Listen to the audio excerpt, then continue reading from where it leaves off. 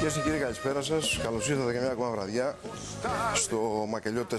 Το Μακελιό 4, κυρίες και κύριοι, είναι μια εκπομπή την οποία θυμήθηκαν πολλοί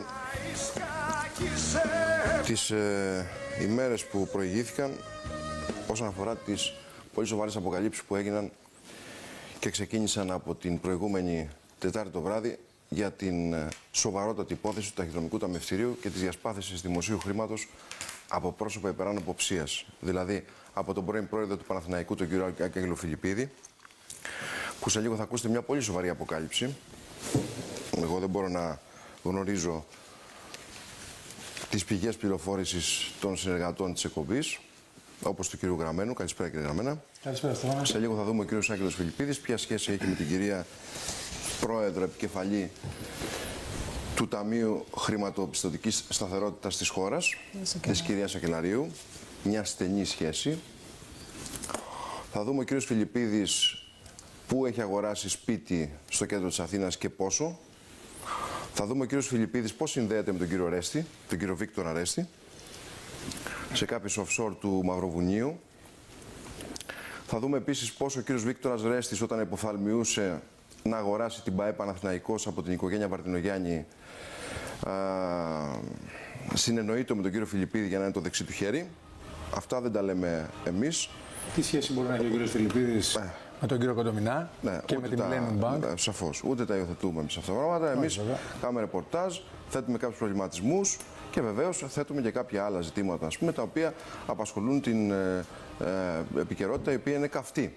Θα δούμε επίσης, κυρίες και κύριοι, ποια σχέση μπορεί να έχει ο κύριος Τσίπρας με όλη αυτή την οικογένεια, τη μεγάλη οικογένεια του επικεφαλής της εξοπλιστικής εταιρείας Κεστλέρ.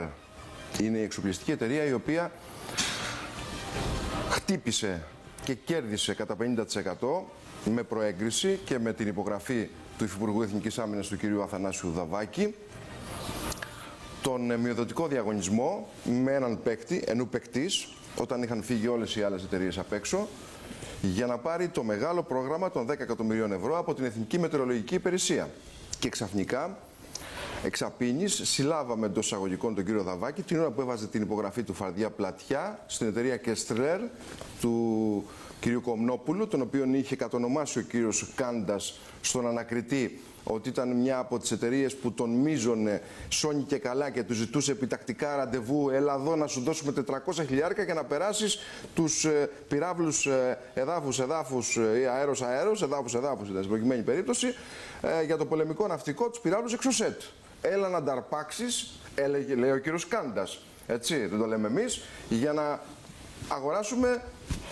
Για να αγοράσει ο ελληνικός στρατός και οι ελληνικές ένοπλες δυνάμεις με τα χρήματα του ελληνικού λαού σε υπερτιμολογημένες καταστάσεις. Έτσι. Λοιπόν, το εξοπλιστικό πρόγραμμα, τον Εξωσέτ. Και ο κ. Δαβάκης έβαλε φαρδιά πλατιά την υπογραφή του από κάτω. Και μόλις τον αποκαλύψαμε την Παρασκευή το βράδυ στο αποκαλυπτικό δελτίο του κ. Παυλόπουλου, ο κ. Δαβάκης βγήκε και έλεγε ασυναρτησίες δια υποβολέων, μία εκ των οποίων ήταν από ό,τι άκουσα τη φωνούλα της, γιατί γνωρίζω καλά την καταγωγή μου και γνωρίζει και ο κ. Δαβάκης την καταγωγή τη δική του. Είναι κοινή μας η καταγωγή με τον κύριο Νεκροθάφτη της Λακωνίας. Ήταν η γυναίκα του, η αγαπημένη του γυναίκα, η οποία πριν από λίγο χρονικό διάστημα την ακούσατε το όνομά της, ότι την πήραν από την Λαφώνησο που ήταν εκπαιδευτικός, εκεί που δεν υπάρχουν εκπαιδευτικοί και δάσκαλοι να διδάξουν τα παιδιά μας. Την πήγαν στο Υπουργείο Παιδείας, την αποσπάσανε και μετά την πήρε ο κ. Δαβάκης και την πήγε δίπλα του ως γραμματέα του ιδιαίτερη στο Υφυπουργείο Εθνικής Άμυνας.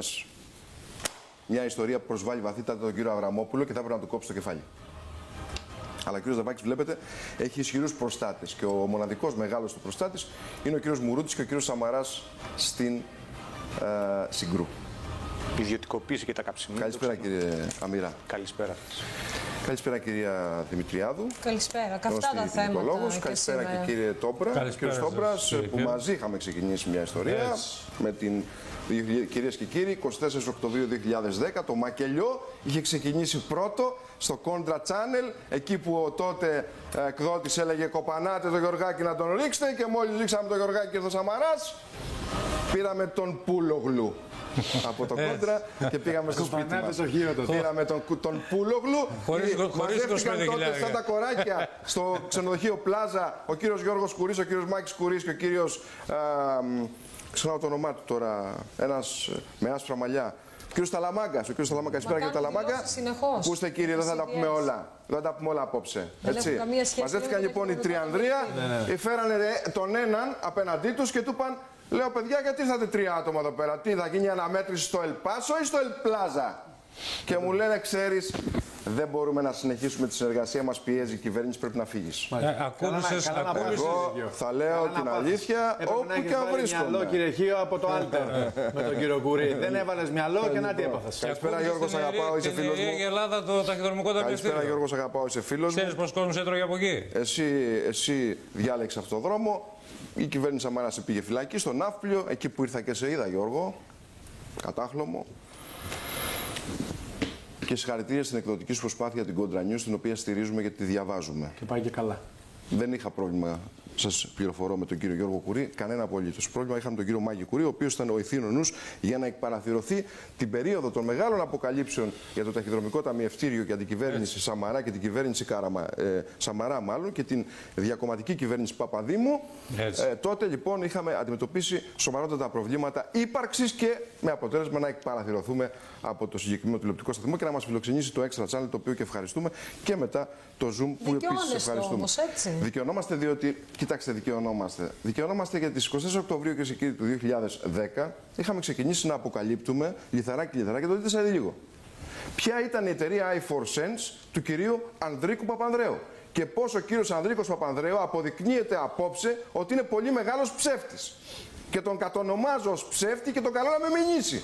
Διότι είναι ψεύτης, διότι στην ανακοίνωση που έβγαλε και που τη σεβόμαστε, λέει ότι εγώ δεν πήρα δάνεια από το ταχυδρομικό ταμιευτήριο και δεν έχω σχέση με δάνεια. Δεν έπαιρνες δάνεια, κύριε ψεύτη, έπαιρνες όμως χορηγίες από το ταχυδρομικό ταμιευτήριο. Χειρότερα. Και αυτό είναι ακόμα χειρότερο, κύριε Τόμπρα.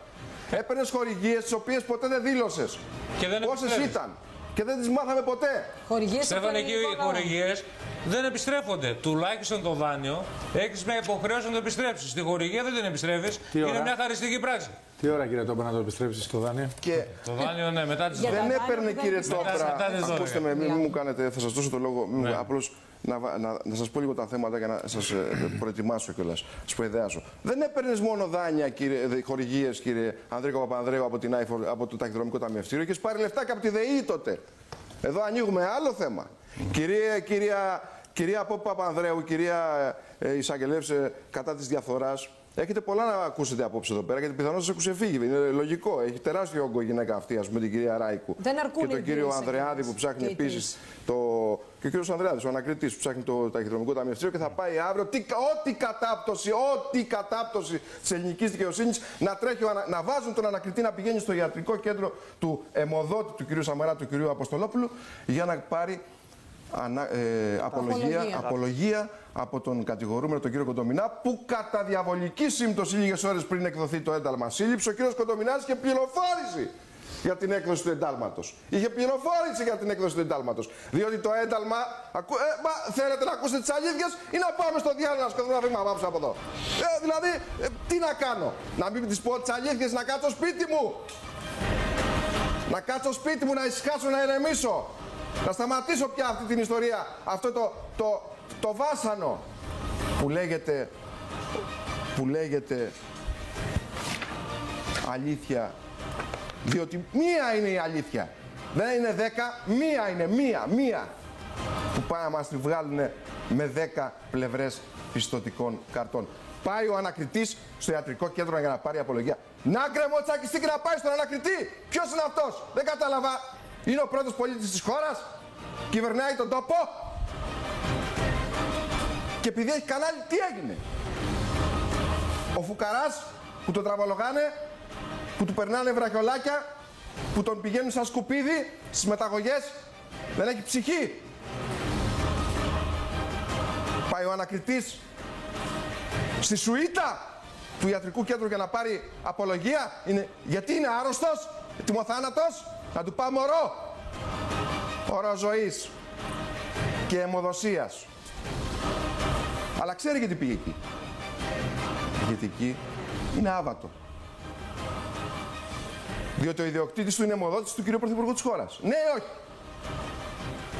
Αλήθειες δεν θέλετε? Τι θέλετε, ψέματα? Ό,τι κατάπτωσης της δικαιοσύνης να σέρνουν τον ανακριτή στο ιατρικό κέντρο. Και τι να κάνει ο ανακριτής? Τη δουλειά του προσπαθεί να κάνει ο άνθρωπος, να πάρει την απολογία του.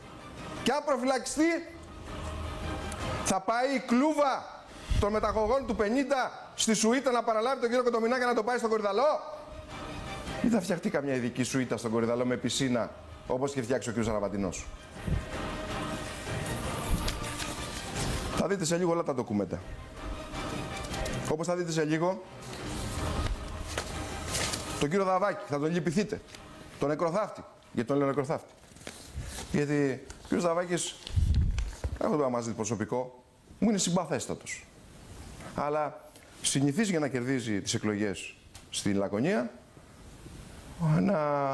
να έχει μια λίστα κηδιών μνημοσύνων της περιοχής και όπου και να του, αυτή τη δουλειά κάνει. Έχει ένα γραμματέα που σημειώνει ποιος πέθανε σήμερα και ποιος έχει μνημόσυνο αύριο. Και πάει στις κηδείες και στα μνημόσυνα και σφίγγει τα χέρια και τρώει κόλυβα. Πρίστηκε από τα κόλυβα. Λέγεται, Στέφανο, ότι σε γάμους και σε βαπτίσια δεν πηγαίνει για να μην παίρνει δώρο. Το ξέρεις αυτό? Μόνο σε κηδείες πηγαίνει. Για να μην πηγαίνει δώρο. Για να μην πηγαίνει δώρο. Ναι, και στις κηδείες. Και στις κηδείες πάνε κόλυβα. Λοιπόν, πάνε στεφάνι. Έχει πάθει στο ματίτιδα από τα πολλά κόλυβα ο κύριος Δαβάκης. Λοιπόν, θα δείτε σε λίγο. Καταγγελίες υπάρχουν από τους υπαλλήλους του Υπουργείου Εθνικής Άμυνας ότι για να πάει στην εκλογική του περιφέρεια γεμίζει φουλάρι το ρεζερβουάρ των υπηρεσιακών αυτοκινήτων που του έχει διαθέσει το ελληνικό δημόσιο με βενζίνη από το ελληνικό στρατό. Δεν βάζει λεφτά από την τσέπη του για να πάει. Αυτά μου λένε από το Υπουργείο Εθνικής Άμυνας. Να μην τα διαψεύδετε. Όλοι τα ίδια κάνουν. Όχι, όλοι τα ίδια κάνουν. Τι σημαίνει όλοι τα ίδια κάνουν? Σε μια τέτοια εποχή κρίσεως. Ναι. Και επίσης. Όλες οι υπουργάρες τα ίδια κάνουν. Και επίσης, μου λένε από το Υπουργείο Εθνικής Άμυνας ότι έχει διορίσει και την βαφτισιμιά του δίπλα του ως τι? Ως τι? Διορισμένη για να παίρνει μισθό από το ελληνικό δημόσιο. Δεν κατάλαβα, ρε Δαβάκη. Στα χρωστάγαμε τα λεφτά. Και πήγες να υπογράψεις κιόλας με αμαρτωλή εταιρεία για 10 εκατομμύρια. Μήπως σου χαλάσαμε τη δουλειά? Μήπως σου χαλάσαμε τη δουλειά? Και έχεις το θράσος να παίρνεις τον διευθυντή ειδήσεων του Έξτρα, τον κύριο Μπαζολιά, και να του λες μες στο σπίτι του την ώρα που ήταν ο άνθρωπος με την οικογένειά του και με τα παιδιά του ότι χρηματιζόμαστε και να σου βγάζουμε αποκαλύψεις? Αν δεν τρέπεσαι λιγάκι, λούστρο, λούστρο. Παλιοκυφίνα που σε ψηφίζω, μια ζωή σε ψηφίσανε κάτω να πούμε και τώρα περνάς τις καφετέρες και σφυρίζουνε και λένε κοιτάξτε τον νεκροθάφτη. Πάρτε τον νεκροθάφτη. Στέφανε, θράσος έχουν, τσίπα. Καλησπέρα κύριε Κωνσταντινίδη. Εγώ κύριε Κωνσταντινίδη έτσι έχουμε να τα λέω. Σε όποιον αρέσει, πάω σπίτι μου, δεν με ενδιαφέρει καθόλου. Να ξεκουραστώ και λίγο γιατί έχω αρχίσει και τρελαίνομαι. Ο λαλίστατος κατά τα άλλα κύριος Δαβάκης, ο οποίος δεν απαντά όμως ούτε σε σένα αγαπητέ Στέφανε. Μου απάντησε εμένα, με αποκάλεσε λασπολόγο. Επειδή τους χάλασα τη δουλειά. Επειδή τους πήρα την ώρα που βάζανε το δάχτυλο στο μέλι. Τους το κόψα. Πήρα το ψαλίδι και τους το κόψα. Καταλάβες, και αυτό τους την έδωσε περισσότερο. Μέλι, λοιπόν, Αυτή ήταν η ξεφτύλα τους. Ότι τους μαγκώσαμε την ώρα που κάνανε τη βρωμοδουλειά. Ποια ήταν η βρωμοδουλειά? Η εταιρεία Καστιλέρ είχε κατονομαστεί από τον κύριο Κάντα. Ότι ήταν αμαρτωλή. Λοιπόν, και ένας παλαβός ξύπνησε το πρωί και δέχτηκε ένα τηλέφωνο. Ένα πουλάκι λοιπόν του ψιθύρισε, έλα δώσω στα χαρτιά. Δεν είναι ο Αβραμόπουλος ρε Δαβάκη που μου έδωσε τα χαρτιά. Γιατί είσαι βλάκας. Μια ζωή σου βλάκας. Γιατί η Λακωνία ψήφισε βλάκες. Γι' αυτό είναι 50 χρόνια πίσω. Γι' αυτό πήγανε οι Γερμανοί και λαιλάτισαν την αρχαία Ακρόπολη της Σπάρτης. Πήρανε τις πέτρες και τις πήγανε όλες στα μουσεία της Γερμανίας. Εξαιτίας σου και εξαιτίας όλων των υπολείπων. Του Γρηγοράκου, του Αποστολάκου και όλων των υπολείπων βουλευτών ενός ολόκληρου νομού. Ποια η Σπάρτη, η πιο ιστορική πόλη του κόσμου. Δεν έχει δρόμους, δεν έχει γεφύρια, πλημμυρίζουμε. Λιμοκτονεί η νέα γενιά, έχει πέσει τα ναρκωτικά, εγκληματικότητα. Μου έχουν πει ότι παίρνεις ψήφους και από τους γύφτους. Γιατί πας στα τσαντήρια. Γίνονται και εκεί κηδείες. Σαν δεν τρέπεσαι λιγάκι. Θα σε ξεφτυλίσω απόψε. Και θα σε ξεφτυλίσω, ξέρεις γιατί? Γιατί με αποκάλυψε λασπολόγο. Εγώ ρε λασπολόγος. Δεν τρέπεσαι λιγάκι. Και θέλω να μου πεις, το σπίτι στο Κολονάκι που έχεις, το δικαιολογείς αυτό που δεν έσχεις? Γιατί έχεις πολλά έξοδα. Και αν δεν κάνω λάθος, τραπεζικές καταθέσεις 48 ευρώ. Δαβάκι. Δαβάκι.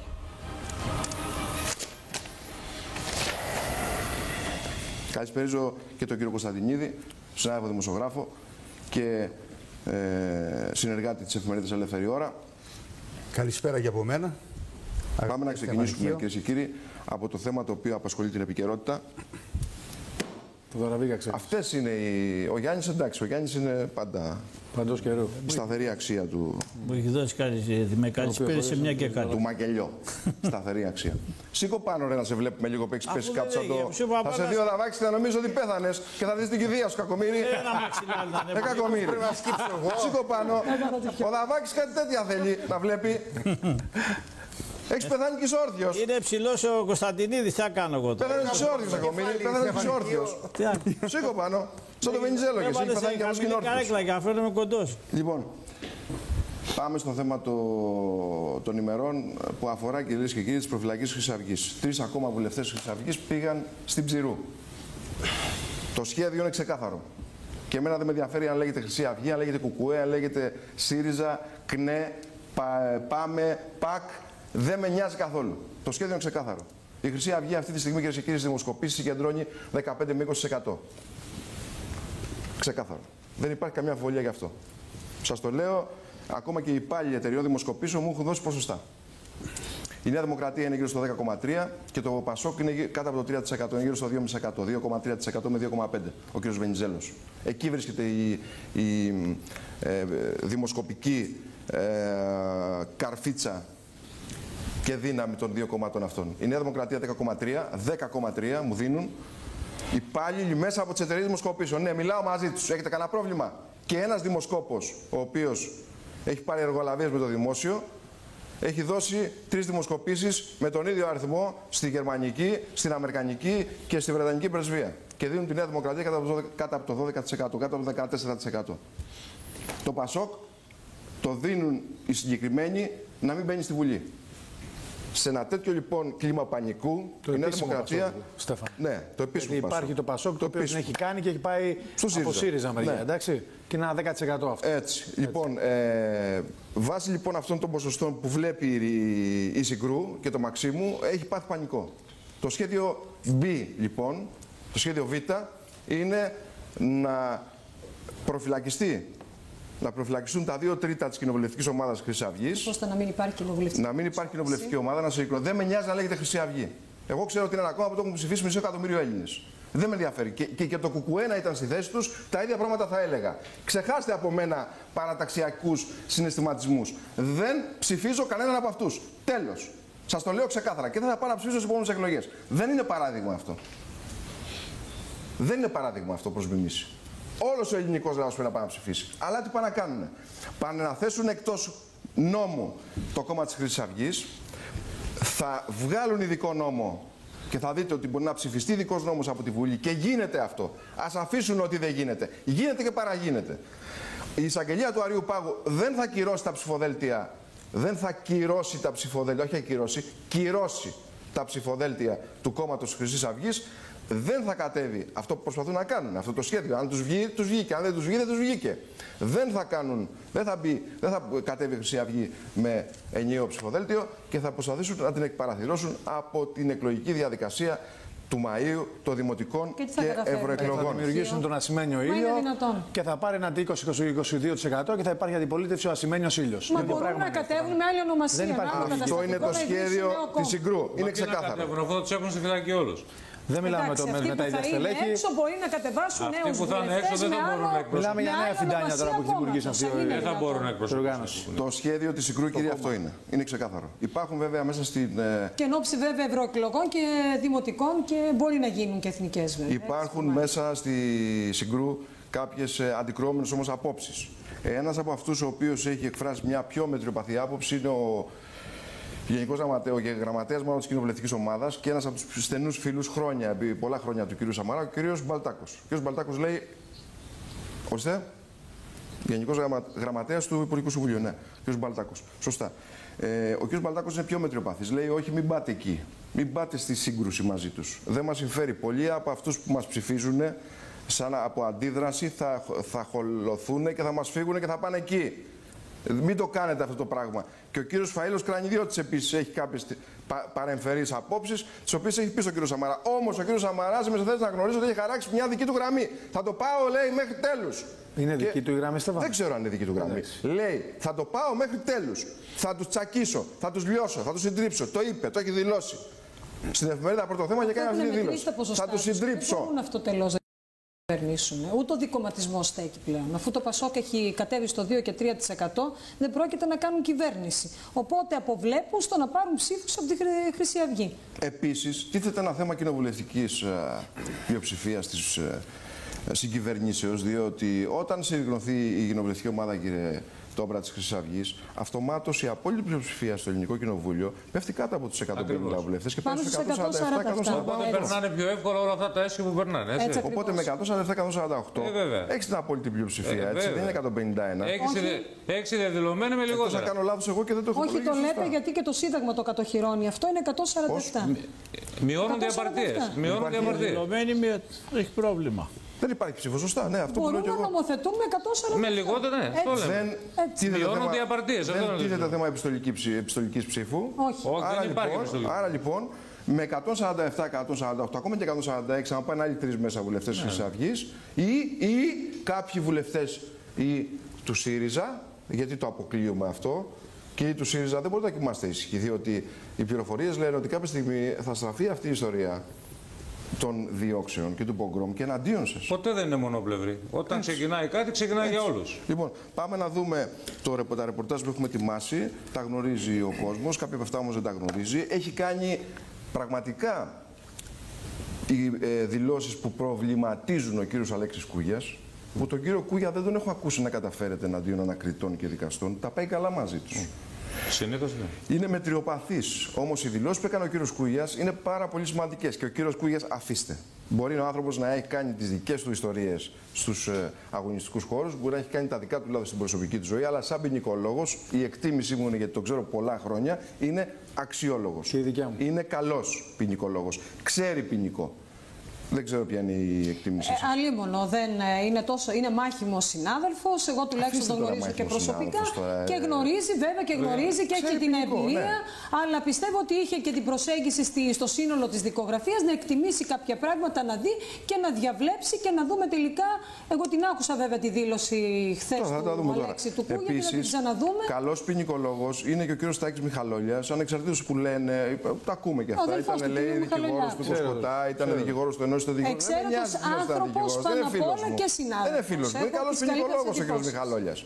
Είναι καλός ποινικολόγος ο κ. Μιχαλόλιας. Είμαστε η μοναδική χώρα στον κόσμο που έχουμε 6 βουλευτές φυλακισμένους με τον αρχηγό του κόμματος. Εν ενεργεία. Επίσης, ο κύριος Παύλος Σαράκης, ανεξαρτήτως αν έχετε στην εκπομπή, έχουμε σκοτωθεί με τον κύριο Σαράκη. Όταν έφυγε από τους ανεξάρτητους Έλληνες και πήγε στη Νέα Δημοκρατία, σκοτωθήκαμε. Του γράψα μια επιστολή και του έλεγα ο Σαράκης φιλούσε υπέροχα σαν τον Ιούδα.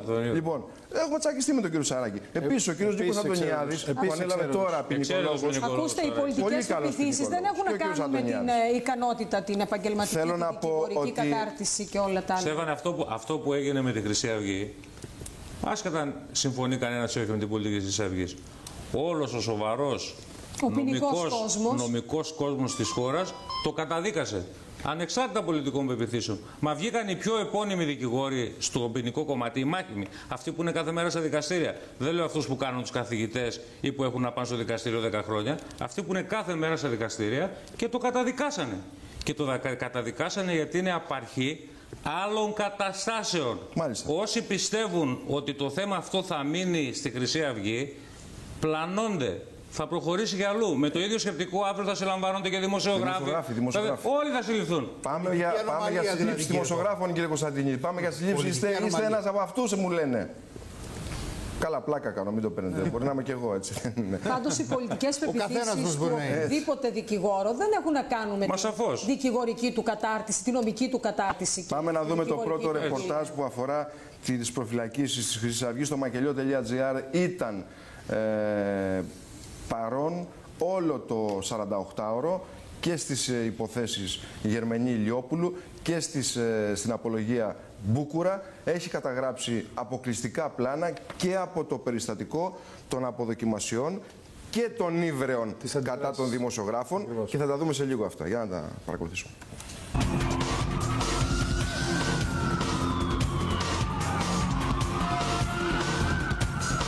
Στην πύλη του Κορυδαλού πέρασαν το πρωί της Δευτέρας οι βουλευτές της Χρυσής Αυγής Γιώργος Γερμενής και Παναγιώτης Ηλιόπουλος. Ενώ ο Στάθης Μπούκουρας, ο οποίος και απολογήθηκε το πρωί της Κυριακής, θα προφυλακιστεί στις φυλακές Ναυπλίου. Η βασική κατηγορία που αντιμετωπίζουν οι βουλευτές της Χρυσής Αυγής είναι τα αδικήματα της διεύθυνσης και ένταξης σε εγκληματική οργάνωση, για τα οποία πριν λίγο καιρό η Βουλή αποφάσισε την άρση της ασυλίας τους.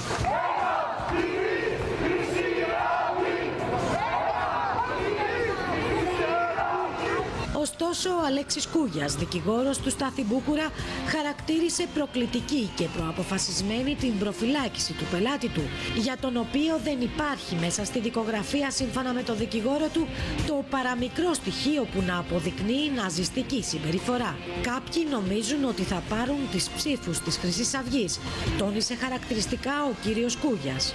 Στην κυριολεξία δεν υπάρχει κανένα στοιχείο εις βάρος του στη δικογραφία.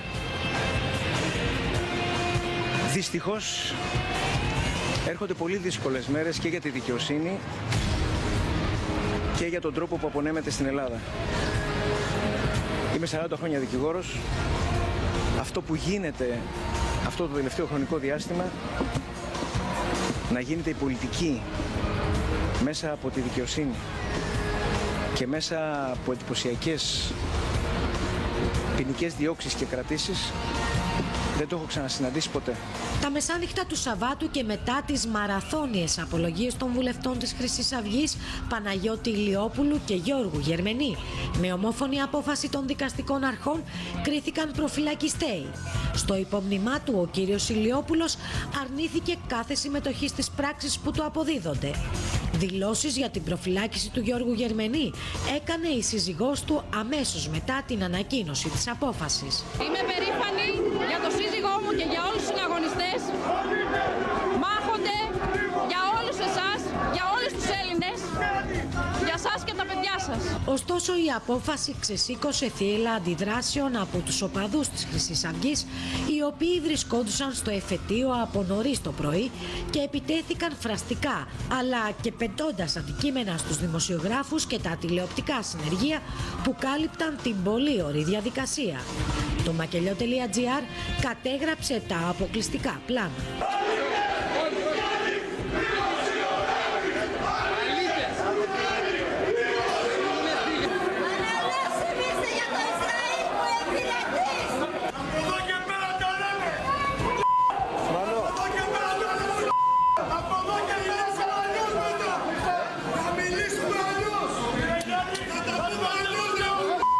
Την επόμενη μέρα, κατά τη διάρκεια της απολογίας του Στάθη Μπούκουρα στο εφετείο, οι δημοσιογράφοι ζήτησαν από τον Ηλία Κασιδιάρη να καταγγείλει τα επεισόδια του Σαββάτου. Κάνετε τη δήλωση, θα θέλαμε να καταγγείλετε τα χθεσινά επεισόδια εναντίον των συναδέλφων έξω από τον Άριο Πάγο από οπαδούς του κόμματός σας. Σε διαφορετική περίπτωση είμαστε αναγκασμένοι να μην... Πολύ ωραία, λοιπόν, θα καταγγείλω την στάση της αστυνομίας, η οποία απέσυρε τους αστυνομικούς οι οποίοι βρίσκονταν σε αυτό το σημείο πίσω από τις κάμερες, με στόχο κάποιος κόσμος, δεν γνωρίζω ποιος, να δημιουργήσει κάποια έκτροπα. Ευτυχώς ήταν εδώ οι βουλευτές και τα στελέχη της Χρυσής Αυγής και περιέσουσαν την κατάσταση. Όχι, δεν γνωρίζετε. Ποιος οπαδί σας? Σας ξαναλέω, η αστυνομία δημιούργησε αυτό το ζήτημα. Άγνωστοι, δεν γνωρίζω ποιοι, δημιούργησαν αυτά τα εντός εισαγωγικών έκτροπα, διότι δεν έγινε απολύτως τίποτα. Τη στιγμή που υπάρχουν 200 πολίτες, η κατάσταση δεν ελέγχεται. Και αν δεν ήμασταν εδώ παρόντες, αγαπητέ μου, γνωρίζετε πολύ καλά. Αν δεν καταγγείλετε τους οπαδούς σας, είμαι αναγκασμένος να βγάλω το μικρόφωνο. Εγώ καταγγέλω οποιοδήποτε επεισόδιο, οποιαδήποτε πράξη βίας. Οποιοδήποτε πράξη βίας. Καταγγέλω και εσάς όμως που δεν λέτε την αλήθεια. Καταγγέλω και εσάς διότι λέτε ψέματα αυτή τη στιγμή. Εγώ τα κατεβάζω. Πολύ ωραία.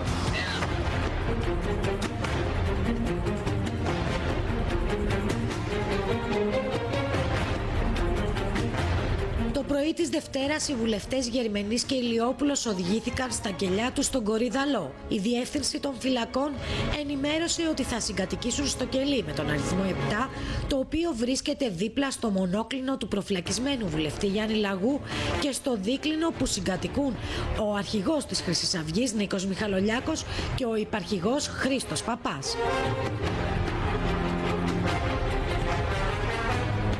Μετά και τις 3 ακόμα προφυλακίσεις, η Χρυσή Αυγή συρρυκνώνεται δραματικά, ενώ αν συνεχιστεί η ίδια ανακριτική διαδικασία υπάρχει σοβαρό ενδεχόμενο με νέες προφυλακίσεις το ακροδεξιό κόμμα να κηρυχθεί παράνομο και να απαγορευτεί η κάθοδός του στις δημοτικές και στις εθνικές εκλογές.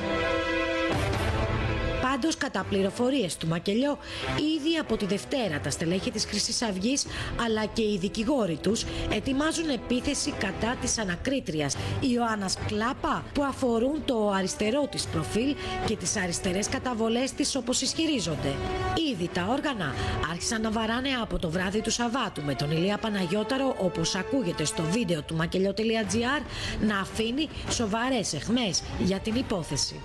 Πάει η κυρία Κλάπα με τις δικογραφίες και τις διαβάζει παρέα με το σύζυγό της, που είναι ηγετικός τέλεχος της Δημάρ.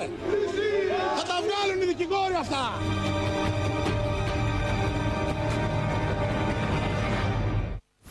Κύριε, θέλω να δούμε τη δήλωση που έχει κάνει, εγώ τη θεωρώ πολύ σημαντική, τη δήλωση που έχει κάνει ο κύριος Αλέξης Κούγιας, ο συνήγορος υπεράσπισης του κυρίου από την Κόρινθο, του κυρίου Μπούκουρα. Ο κύριος Κουγιάς, έχω την εκτίμηση από την αρχή, από την πρώτη στιγμή είχα την εκτίμηση ότι προσπαθούσε και ήταν σίγουρος ότι δεν θα προφυλακιστεί ο πελάτης του και νομίζω ότι έδωσε και πολύ μεγάλη σημασία στο συγκεκριμένο γεγονός και εξεπλάγει βέβαια όταν είδε ότι η απόφαση ήταν ήδη, δεν θα πω προκαθορισμένη και λυμένη, αλλά εν πάση περιπτώσει υπήρχαν από χώρες ενδείξεις ότι θα προφυλακιστούν και 3 βουλευτές. Ναι. Θέλει να παρέμβει ο κ. Ηλίας Κασιδιάρης, ο οποίος είναι εκπρόσωπος της Αυγής, με ενημερώνουν από οι συνάδελφοι από το Κοντρό. Καλησπέρα, κύριε Κασιδιάρη. Καλησπέρα σας. Ακούγομαι. Βεβαίως, καλά. Ναι. Κοιτάξτε να δείτε, όπως βλέπετε, είναι κοινή πλέον πεποίθηση όλων των νοημόνων ανθρώπων στην πατρίδα μας ότι δεν υπάρχει δημοκρατία στην Ελλάδα. Όποιος πιστεύει ότι υπάρχει δημοκρατία σε αυτή τη χώρα είναι ανόητος. Αυτή τη στιγμή έχουν συμφιλήψει τη λαϊκή ετυμηγορία με το να βάζουν βουλευτές στη φυλακή και να μην τους δίνουν καν το δικαίωμα της ψήφου, έστω και διεπιστολής. Γιατί η Χούντα αυτή που μας κυβερνά σήμερα, η Χούντα του Βενιζέλη και του Σαμαρά που λαμβάνει κατευθείαν εντολές από ξένους τοπογλύφους, βλέπει ότι χάνει, ακόμα και οι δικοί τους βουλευτές τους εγκαταλείπουν και θέλει να συνεχίσει να περνάει αντεθνικά μέτρα σε μια βουλή παράνομη, με λιγότερους βουλευτές από τους 300. Στόχος τους άμεσος είναι να προφυλακιστούν και οι 3 βουλευτές Χρυσής Αυγής που τους ξεφύγαμε την πρώτη φορά. Τους ξεφύγαμε και το λέω αυτό με τα λόγου γνώσεως, διότι δεν είχε πάρει ακόμα τα τηλέφωνα ο Σαμαράς. Ο ίδιος το δήλωσε στον Πρετεντέρη ότι θα μπορούσα να πάρω τηλέφωνο και δεν το έκανα στην αρχή. Και θέλουν τώρα να βρουν. Και γιατί το κάνει τώρα, κύριε Κασιδιάρη? Γιατί το κάνει αυτή τη κάποια άλλη κατηγορία ή με τις ήδη υπάρχουσες κατηγορίες να κάνουν ένα ακόμα πραξικόπημα και να φυλακίσουν και εμένα και τον Παναγιώταρο και τον Μίχο.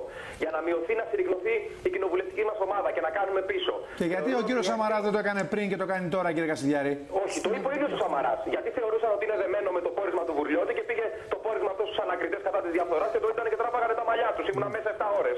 Μάλιστα. Όταν πήγε αυτό το πόρισμα, τραβάγανε τα μαλλιά τους οι ανακριτές. Μας άφησαν ελεύθερους και τους γονατίσανε μετά. Αρχίσανε τα τηλέφωνα από τον Σαμαρά, τον Αθανασίου και τους γονατίσανε στην κυριολεξία. Και έχουμε αυτές τις εξελίξεις σήμερα και κάναμε μια καταγγελία με στοιχεία, γιατί εμείς μιλάμε με ντοκουμέντα και με στοιχεία. Η ανακρίτρια που ανατέθεσανε την υπόθεση είναι σύζυγος ιδρυτικού στελέχους της Δημάρ, στενού συνεργάτη του Κουβέλη και η ίδια έχει ευνοηθεί από τη Δημάρ. Μόλις αναλάβανε το Υπουργείο Δικαιοσύνης, σε μία εβδομάδα την είχαν φέρει στο εφετείο Αθηνών. Την αναβαθμίσανε για να κάνει τώρα αυτές τις δουλειές. Μιλάμε για επίορκους δικαστικούς. Ένα λεπτό, κύριε Κασιδιάρη. Να στοιχειοθετήσω αυτό που λέω. Είναι σοβαρή καταγγελία. Ένα λεπτό, κύριε Κασιδιάρη. Ζήτησα από τον Υπουργό Αθανασίου να πάρει θέση και το μόνο που βγήκε να πει ήταν να με επιβεβαιώσει στην ουσία, να πει ότι αυτό δεν παρεμβαίνει στο έργο της δικαιοσύνης. Κύριε Κασιδιάρη, ένα λεπτό. Αντί να πάρουν από τη συγκεκριμένη, η οποία φαίνεται πως είναι κομματική εγκάθετη. Μα πώς είναι. Ένα λεπτό. Έχω μια διαφωνία, αν μου επιτρέψετε να την εκφράσω. συνεχίζουν και θα συνεχίσουν αυτή την αθλιότητα εις βάρος της Χρυσής Αυγής, που δεν είναι μόνο εις βάρος της Χρυσής Αυγής, είναι και εις βάρος του πολιτεύματος. Κύριε Κασιδιάρη, ένα λεπτό να ρωτήσω κάτι. Εγώ έχω, μάλλον εσείς έχετε, η σύζυγός σας δεν είσαι παντρεμένος, λέμε τώρα σχηματικά. Η σύζυγός σας είναι αριστερή. Και εσείς είστε βουλευτής της Δημάρ ή δυνητικός τέλεχος. Εσείς μάλλον είστε αυτός που είστε και η σύζυγός σας είναι στέλεχος της αριστεράς και της Δημάρ και ταγμένη κλπ. Και εσείς είστε ανακριτής. Φταίτε εσείς που η σύζυγός σας είναι οργανωμένος στέλεχος της Δημάρ, του ΚΚΕ, του ΠΑΜΕ. Ελάτε όμως που στην περίπτωση αυτή έχει ευνοηθεί από το συγκεκριμένο κόμμα. Πώς έχει ευνοηθεί? Και δεύτερον, πρέπει πώς έχει ευνοηθεί, πώς? Υπόθεση στην ουσία της. Κύριε Κασιδιάρη, με ποιο τρόπο έχει ευνοηθεί? Όλα τα ερωτήματα προς τους βουλευτές της Χρυσής Αυγής δεν αφορούσαν ποινικά αδικήματα. Οι ερωτήσεις ήταν οι εξής. Τι γνώμη έχετε για την τάδε άποψη του κυρίου Μιχαλολιάκου? Τι γνώμη έχετε για το τάδε άρθρο? Τι βιβλία υπάρχουν στις βιβλιοθήκες σας? Η ανάκριση διενεργήθη με αυτά τα χαρακτηριστικά τα αμιγώς πολιτικά. Και από εκεί και πέρα, όπως είπε και ο κύριος Κούγιας, ο οποίος δεν είναι στη Χρυσή Αυγή ο άνθρωπος, είναι σε αντίπαλο στρατόπεδο ιδεολογικά. Αυτό είναι σίγουρο. Όπως είπε, δεν υπάρχει ούτε μισό επιβαρυντικό στοιχείο για τους βουλευτές. Δείτε τα αιτιολογικά των προφυλακίσεων. Δεν υπάρχει μισό στοιχείο. Κύριε Κασιδιάρη, μία ερώτηση. Έχουν πάρει εργολαβία αυτό το παράνομο έργο. Εάν δείτε, το λέω αυτό για τους νομικούς οι οποίοι είναι παρόντες, εάν δείτε το σκεπτικό της αποφάσεως του Συμβουλίου Εφετών για να διοριστούν οι συγκεκριμένες ανακρίτριες σε αυτή την υπόθεση. Υπάρχουν δικαστικοί, υπάρχουν εφέτες που λένε θέλουμε εμείς να αναλάβουμε την υπόθεση.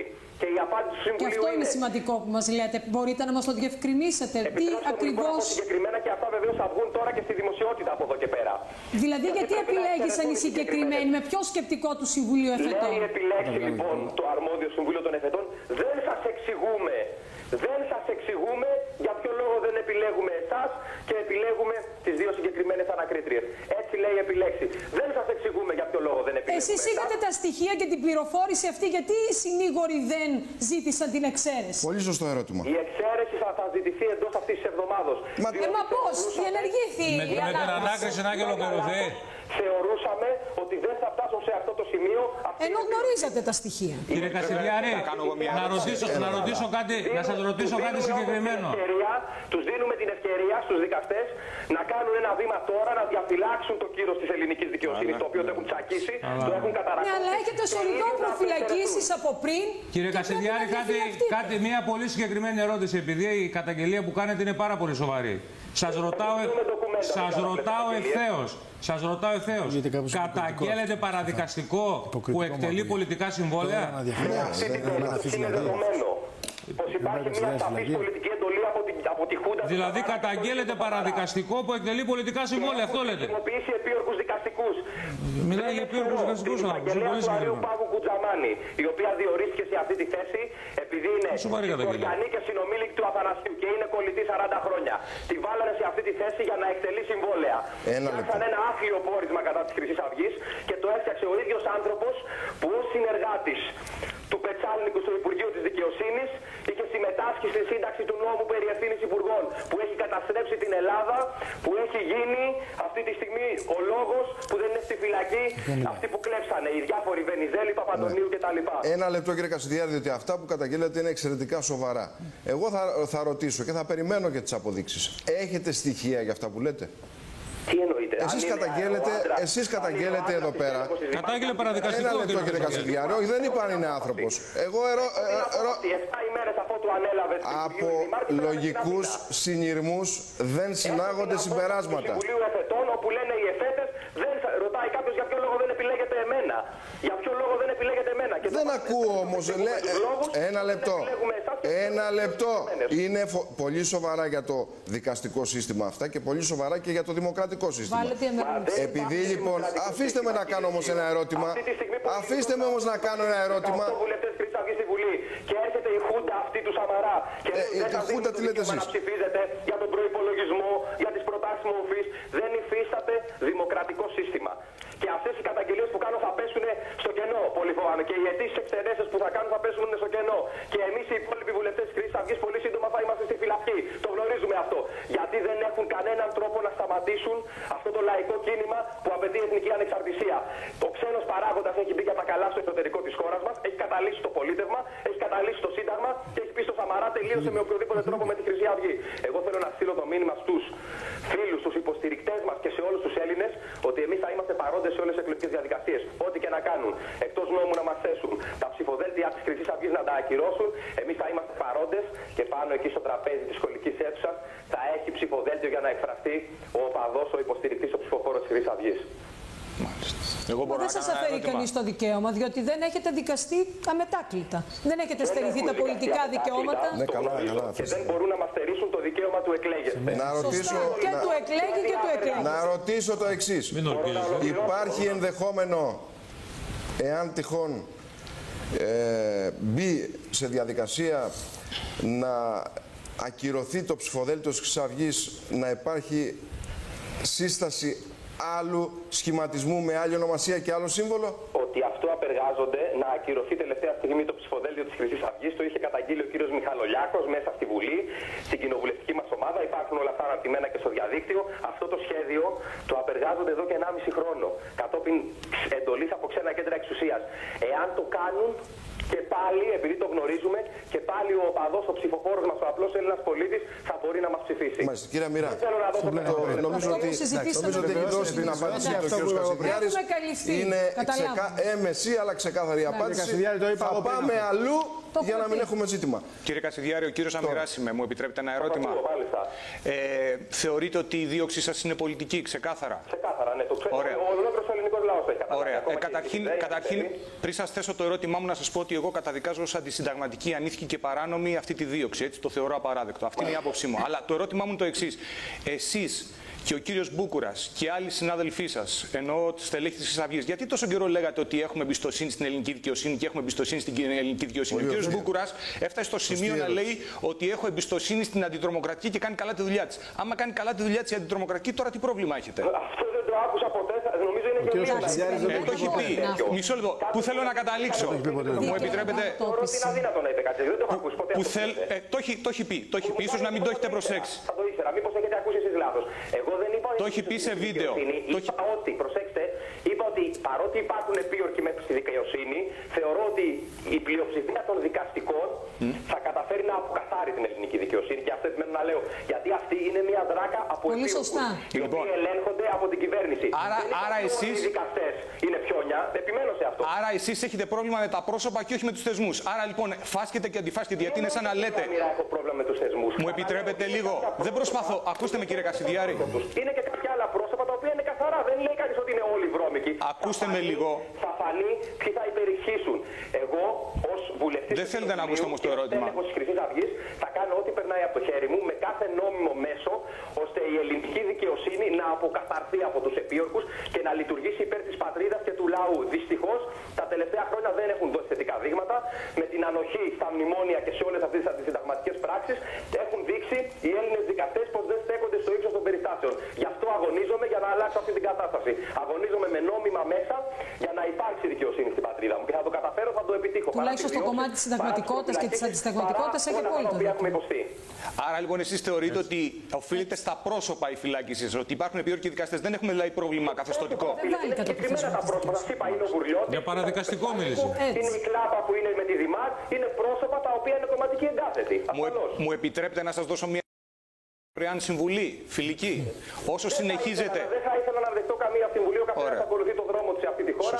Και έχει ο καθένας το δικαίωμα να έχει τις απόψεις και τις θέσεις. Μάλιστα. Κύριε Κασιδιάρη, ένα τελευταίο ερώτημα. Και εγώ κάτω, κύριο Κασιδιάρη. Ναι, στην εφημερίδα Το Έθνος παρουσιάστηκε μια λευκή σκόνη που ήταν ξεκάθαρη υπενιγμή ότι θα μπορούσε υπό προϋποθέσεις και μάλιστα επικαλέστηκε και αστυνομικές πηγές να ήταν κοκαίνη. Είστε χρήστης κοκαίνης, κύριε Κασιδιάρη? Όχι, δεν είμαι. Δεν έχω κάνει χρήση ναρκωτικών ποτέ στη ζωή μου. Δεν έχω καπνίσει καν. Γιατί του αποδίδεται τέτοια κατηγορία? Βεβαίως, ήταν ξεκάθαρος ο υπενιγμός της εφημερίδας. Επειδή υπάρχουν πολλοί. Εκτός να κάνω εγώ λάθος. Ένα λεπτό, κύριε Δημητριάδου. Δεν υπάρχει κατηγορία. Κάνεις ένα δημοσίευμα και λες άσπρη σκόνη. Και ρωτάς έναν αστυνομικό και λέει, ένας αστυνομικός λέει ότι μπορεί να μοιάζει και με κοκαίνη. Άρα, κύριε Κασιδιάρη, δεν σας αποδίδεται έμεσα μορφή ότι είστε χρήστης κοκαίνης? Σε αυτή τη χώρα και ακόμα περισσότεροι κακοπροαίρετοι, απάντησα στο διαδίκτυο, έστειλα και σχετικό δελτίο τύπου, ότι πρόκειται για άλατα του μολύβδου. Είναι φωτογραφίες παρμένες από ένα αμερικανικό φόρουμ χημικών. Το επάγγελμά μου είναι χημικός τροφίμων. Έχω άπειρο τέτοιο υλικό και στους υπολογιστές μου και για τη σύνταξη της πτυχιακής μελέτης μου στο Πανεπιστήμιο και για άλλες μελέτες. Και επίσης, κύριε Κασιδιάρη, μην λέτε πολλά. Κύριε Κασιδιάρη, να ξεκαθαρίσουμε και να πούμε, γιατί όλοι έχουμε δει λίγο πολύ από το ρεπορτάζ, ότι η κοκαίνη δεν είναι άσπρη. Έχει ένα γκρι ελαφρύ χρώμα. Οπότε όχι, δίνουμε γιατί άσπρη σκόνη είναι η ηρωίνη. Δεν είναι η κοκαίνη, είναι και αυτό θέμα. Εν πάση περιπτώσει, άρα δεν έχετε σχέση με την κοκαίνη και δεν είστε χρήστης της κοκαίνης. Μα είμαι υποχρεωμένος να τα ρωτάω κι αυτά. Πάντως, εγώ να δώσω και μία είδηση, καταθέτοντας των ημερών αγωγή και μήνυση στο Έθνος, διότι αυτό το υλικό που δημοσιεύουν, μέχρι και εμένα πριν από 10 χρόνια σε ένα κρεβάτι να είμαι ξαπλωμένος, ας πούμε, είναι ευαίσθητα προσωπικά μου δεδομένα και είναι και ανακριτικό υλικό το οποίο δημοσιεύεται παράνομα. Για τον λόγο αυτό και καταθέτω μήνυση και αγωγή κατά του συνεχίστε αυτή την οδό. Συνεχίστε αυτή την οδό. Μηνύσεις και αγωγές στο καθεστώς. Ναι, συνεχίστε αυτή την οδό. Και θα πάτε όλοι μαζί μέσα. Θα πάτε όλοι μαζί μέσα και θα είναι και δική σας ευθύνη. Με αυτές τις ανοησίες. Να πάρω λίγο το λόγο. Έχουμε κατοχική δικαιοσύνη, κύριε Κασιδιάρη. Πολύ σύντομα, θα είμαστε λοιπόν, να πάρω λίγο το λόγο. Περιμένετε. Λοιπόν, να κάνει Αντάρτικο πόλη, θα σηκωθεί από τους καναπέδες και από τα τηλεοπτικά στούντιο και να πάει στα βουνά. Αγαπητέ Ηλία Κασιδιάρη, καλησπέρα και από μένα. Ορίστε, κύριε Κωνσταντινίδη. Καλησπέρα και από μένα στον Ηλία τον Κασιδιάρη. Να κάνω μόνο μια ερώτηση, αγαπητέ Ηλία Κασιδιάρη. Συμφωνούμε βεβαίως ότι αυτή η Βουλή είναι παράνομη και ότι όλο αυτό το σύστημα, το κυβερνητικό, ας το πούμε εισαγωγικά, εγώ το ερώτημα κάνετε. Ερώτημα κάνω. Είναι παράνομο διότι στηρίζεται σε παράνομα μνημόνια που ψηφίζονται από το 2010 και μετά, παρανόμως σύμφωνα με το Σύνταγμα της Ελλάδος. Στηριζόμαστε σε μια κυβερνητική πλειοψηφία σε εισαγωγικά, η οποία δεν είναι πλειοψηφία, ούτε με τις εκλογές του 2012, ούτε και σήμερα είναι πλειοψηφία. Και έχουμε αυτή τη στιγμή. Το ερώτημα, κύριε Κωνσταντινίδη. Έχουμε αυτή τη στιγμή το πρωτοφανές παγκοσμίως 6 βουλευτές. Το ξέρουμε αυτό. Της Ελληνικής Βουλής. Τι κάνει η Χρυσή Αυγή πάνω σε αυτό το ζήτημα? Τι να κάνει, πάει φυλακή. Είπε, κάνει μηνύσεις και αγωγές, το είπε. Γιατί δεν αποσύρεται, από το Κοινοβούλιο? Γιατί δεν αποσύρει τους βουλευτές του. Ένα λεπτό, κύριε, παρακαλώ, μην μιλάτε μεταξύ σας. Παρακαλώ. Στόχος πολιτικός της Χρυσής Αυγής είναι να έχει την απόλυτη πλειοψηφία, ο ελληνικός λαός να μας ακολουθήσει, να προχωρήσουμε μέσω της απόλυτης πλειοψηφίας. Άλλο ρώτησε ο κύριος Κωνσταντινίδης. Σε μια παράνομη Βουλή, κύριε Κασιδιάρη. Είναι παράνομη η Βουλή. Στη φυλακή οι κλέφτες, οι απατεώνες, αυτοί που διατηρούν. Πώς θα τους βάλετε φυλακή, αφού θα βάζουν εσάς φυλακή? Πολύ κοντά στο να επιτύχουμε αυτό το πολιτικό μας στόχο. Είστε δημοκράτης, κύριε Κασιδιάρη? Είστε δημοκράτης? Των διεθνών τοκογλύφων, για αυτό το λόγο και δεχόμαστε αυτό το βρώμικο πόλεμο. Όπως βλέπετε, κρατάμε. Στεκόμαστε γερά στα πόδια. Μα θα σας βάλουν όλους φυλακή, κύριε Κασιδιάρη. Είναι ξεκάθαρο. Δημοκρατικά θα σας βάλουν φυλακή. Δημοκρατικά. Κύριε Κασιδιάρη, είναι ξεκάθαρο, ρωτάει ο κύριος Κωνσταντινίδης, ο συνάδελφος από την Ελεύθερη Ώρα. Θα σας βάλουν όλους φυλακή, αυτό ρωτάει. Γιατί δεν αποσύρετε τους βουλευτές σας για να τους δημιουργήσετε πρόβλημα και να πάνε σε περιφερειακές εκλογές? Γιατί η πληροφορία που έχουμε είναι πως αν γίνει αυτή η κίνηση θα προχωρήσουν σε νέα εκτροπή και δεν θα κάνουν εκλογές. Έτσι. Και τότε δεν θα έχει καθόλου βουλευτές. Και τι θα κάνουν? Θα κατεβάσουν τα άρματα στους δρόμους? Κάθε πιθανότητα διεξόδου και χτυπήματος εις βάρος αυτού του ανθελληνικού καθεστώτος. Θα πρέπει να συνυπολογίσουμε όμως και τους 500.000 ψηφοφόρους που ψήφισαν αυτό το κόμμα και το έφεραν στη Βουλή, κύριε Κασιδιάρη. Δεν μπορεί να τους προδώσουν ξαφνικά και να παραιτηθούν και 18 σε ένδειξη διαμαρτυρίας. Το θέμα της παρέτησης των βουλευτών δεν είναι πολιτική λύση αυτή. Δεν σας ακούει ο κόσμος, πιστέψτε με. Κύριε Κασιδιάρη, δεν είναι πολιτική λύση αυτή. Και εγώ συμφωνώ. Μάλιστα, κύριε Κασιδιάρη, θερμός. Ναι, ρε Σιγάνη, ρώτησε. Λοιπόν, κύριε Κασιδιάρη, γιατί έπρεπε να φτάσουμε στο σημείο αυτό οι δημοσιογράφοι να τους βλέπουμε να κατεβάζουν τα μικρόφωνα και δεν κάνατε μια δήλωση? Αυτό σε πέρασε ότι καταδικάζετε την βία εναντίον των δημοσιογράφων. Ποια βία να καταδικάσουν? Αφού ο παδί τους απαντούν στις ύβρις. Όταν ο άλλος ευρύζει πρωί, μεσημέρι, βράδυ και ο πολίτης λέει ότι είναι αλήτης για την αλητεία που διαπράττει, δεν μπορεί να το καταδικάσω. Ναι, αλλά κύριε Κασιδιάρη, ένα λεπτό εδώ πέρα, γιατί έχετε ένα άδικο. Έχετε ένα άδικο. Δεν υβρίζεις και δεν πετάς μπουκάλια σε υπαλλήλους Τα μπουκάλια να πάτε να τα πετάξετε στον Πόπολα και στους κυρίους αυτούς και τους καναλάρχες αν έχετε προβλήματα μαζί τους. Διαφωνώ με το μπουκάλι. Μα βέβαια. Αυτό το σύνθημα, το οποίο σύνθημα δεν πάει μόνο σε αυτόν που κρατάει. Τι φταίγανε οι μισθοσυντήρητοι δημοσιογράφοι. Τον ιδιοκτήτη του σταθμού που κάποτε μας κατηγορούσατε γιατί πετάξαμε τα γιαούρτια και τα αυγά στο Μέγκα. Καλά, δεν σας κατηγορήσαμε γι' αυτό. Σας κατηγορήσαμε ότι πήγε και ούρισε ο κύριος Παπάς μας στο Μέγκα. Έγινε και αυτό και τι έγινε. Εντάξει τώρα. Εδώ οι άλλοι έχουν σκοτώσει 4.000 κόσμο. Πάντως το ερώτημά μου έμεινε αναπάντητο, κύριε Κασιδιάρη. Το ερώτημα σας πείτε μου παρακαλώ.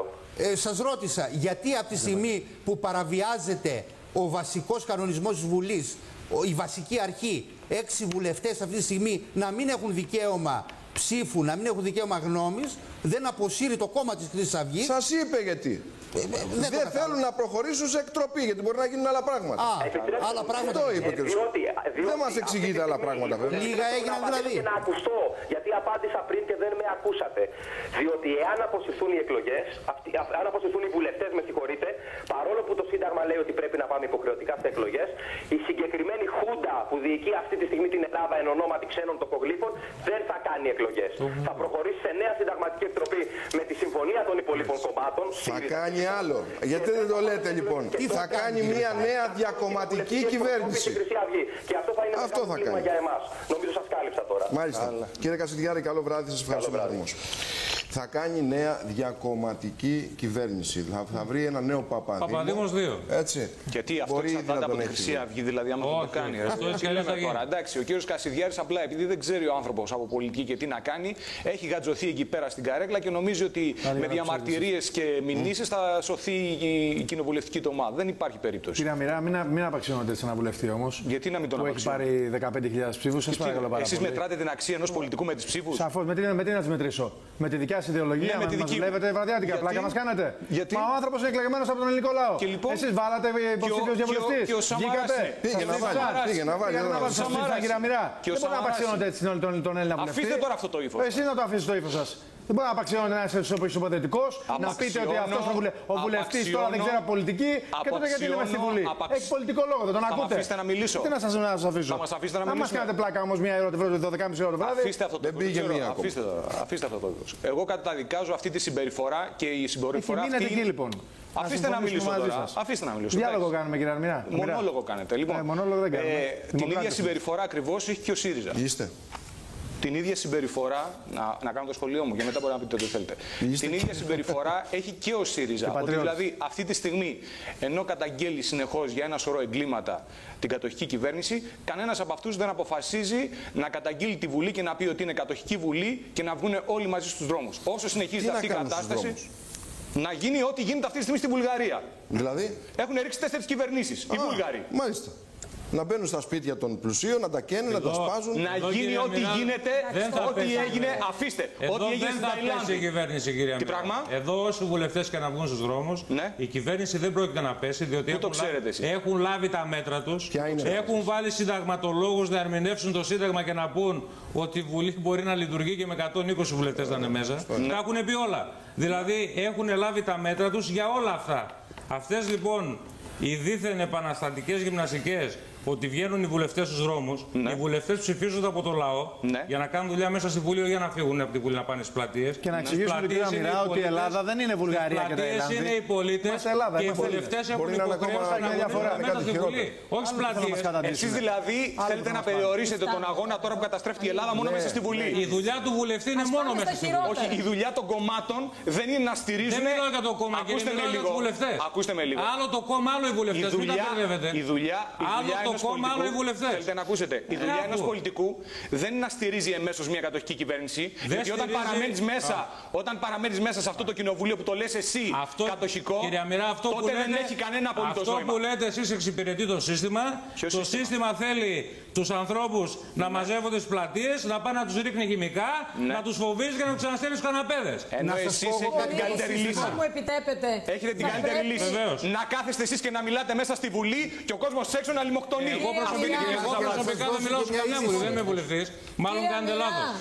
Ήταν πάρα πολύ απλό να μην ψήφισαν όλα αυτά τα μέτρα. Δεν χρειάζεται να βγουν έξω στους δρόμους για να καταλύσουν αυτή. Ακούστε με, και θα σας πω και κάτι άλλο. Πέρασαν από τη Βουλή τερατώδη νομοθετήματα και ψηφίστηκαν. Μα εγώ δεν μιλάω για την συμπολίτευση. Δεν μιλάω για τη συμπολίτευση, μιλάω για την αντιπολίτευση. Η αντιπολίτευση, κυρία. Η αντιπολίτευση αυτή τη στιγμή έπρεπε να είναι όλοι στους δρόμους. Και το ΚΚΕ και η ΑΝΕΛ και ο ΣΥΡΙΖΑ και η Χρυσή Αυγή. Οι βουλευτές. Αυτό που λέτε, έχει δίκιο. Αφού δεν βγαίνει ο Έλληνας στους δρόμους. Δεν βλέπετε. Μα συγγνώμη, δεν βλέπετε. Δεν βλέπετε ότι ο ελληνικός λαός δεν βγαίνει στους δρόμους. Ο Έλληνας πολίτης πρέπει πρώτα να δει ηγέτες. Όχι να δει. Ο Έλληνας πολίτης, κύριε, για να μην τα φορτώνουμε όλα αλλού, και οι πολίτες να φτάσει τη στιγμή που θα αναλάβουν τις ευθύνες τους. Οι πολίτες τους στείλανε αυτούς τους πολιτικούς απατεώνες. Αυτούς τους πολιτικούς απατεώνες στην εξουσία.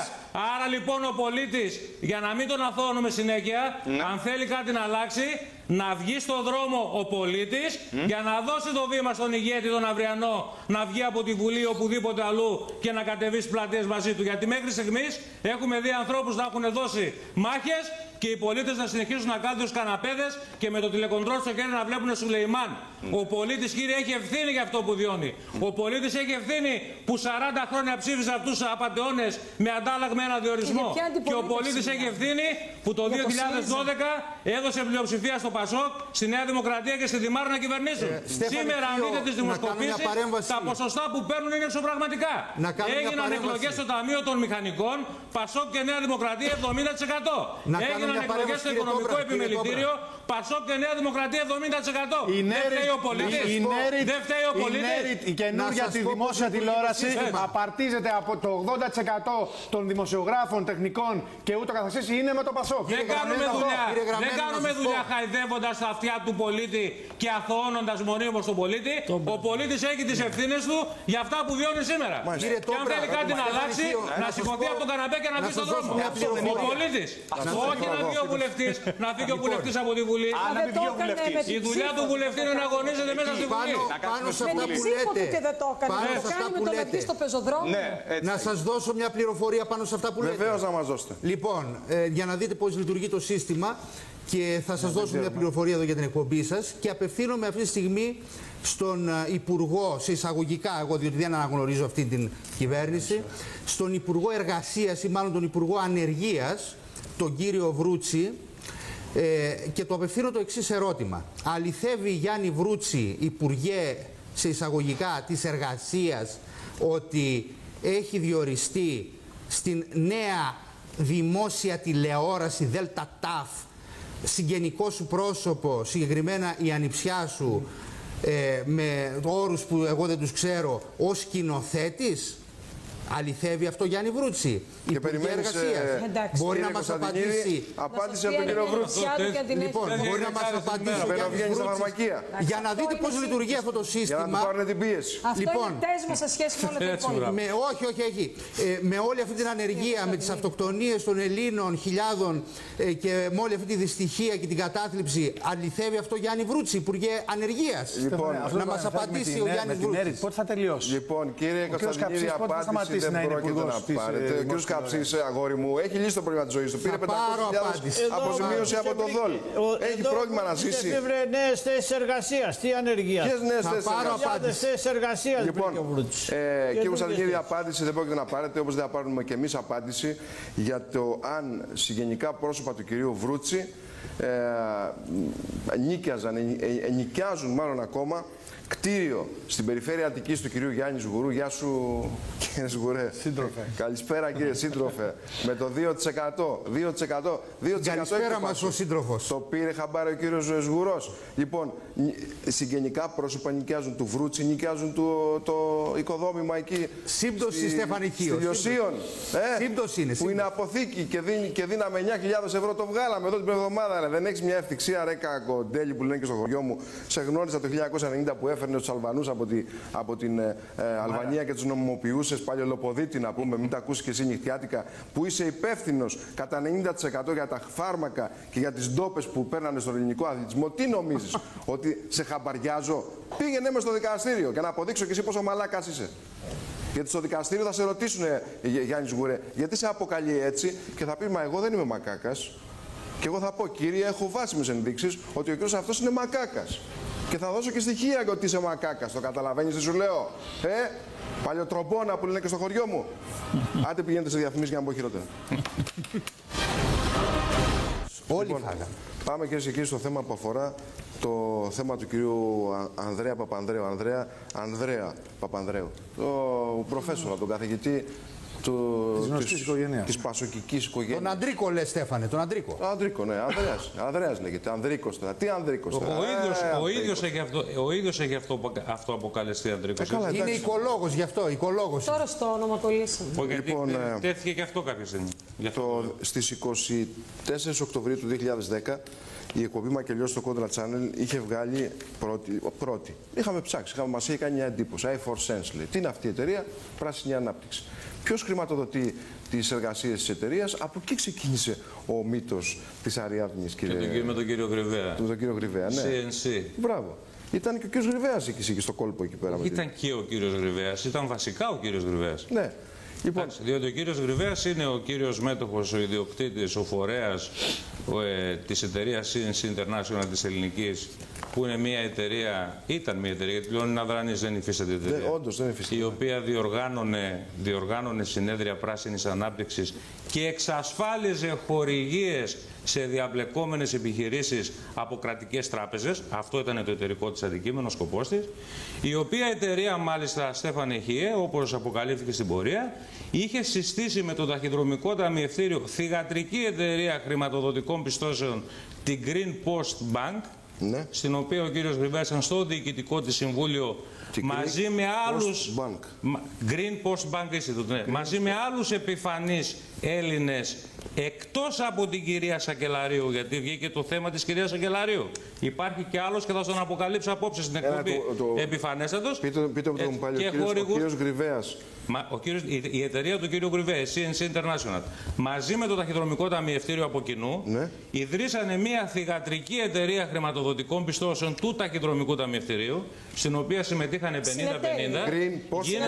Την Green Post Bank. Αναφέρεται στο δικογραφία, βεβαίως. Η οποία χρηματοδοτούσε αποκλειστικά την πράσινη ανάπτυξη. Μάλιστα. Όταν λέμε όμως χρηματοδοτούσε την πράσινη ανάπτυξη, εκτός από έργα, χρηματοδοτούσε και συνέδρια. Και χρηματοδοτούσε όλα τα συνέδρια της i4Sense του Ανδρίκου Παπανδρέου και μάλιστα εκείνο το μεγάλο συνέδριο που έγινε στον Αστέρα Βουλιαγμένης. Μάλιστα. Δηλαδή, θέλετε να το δούμε?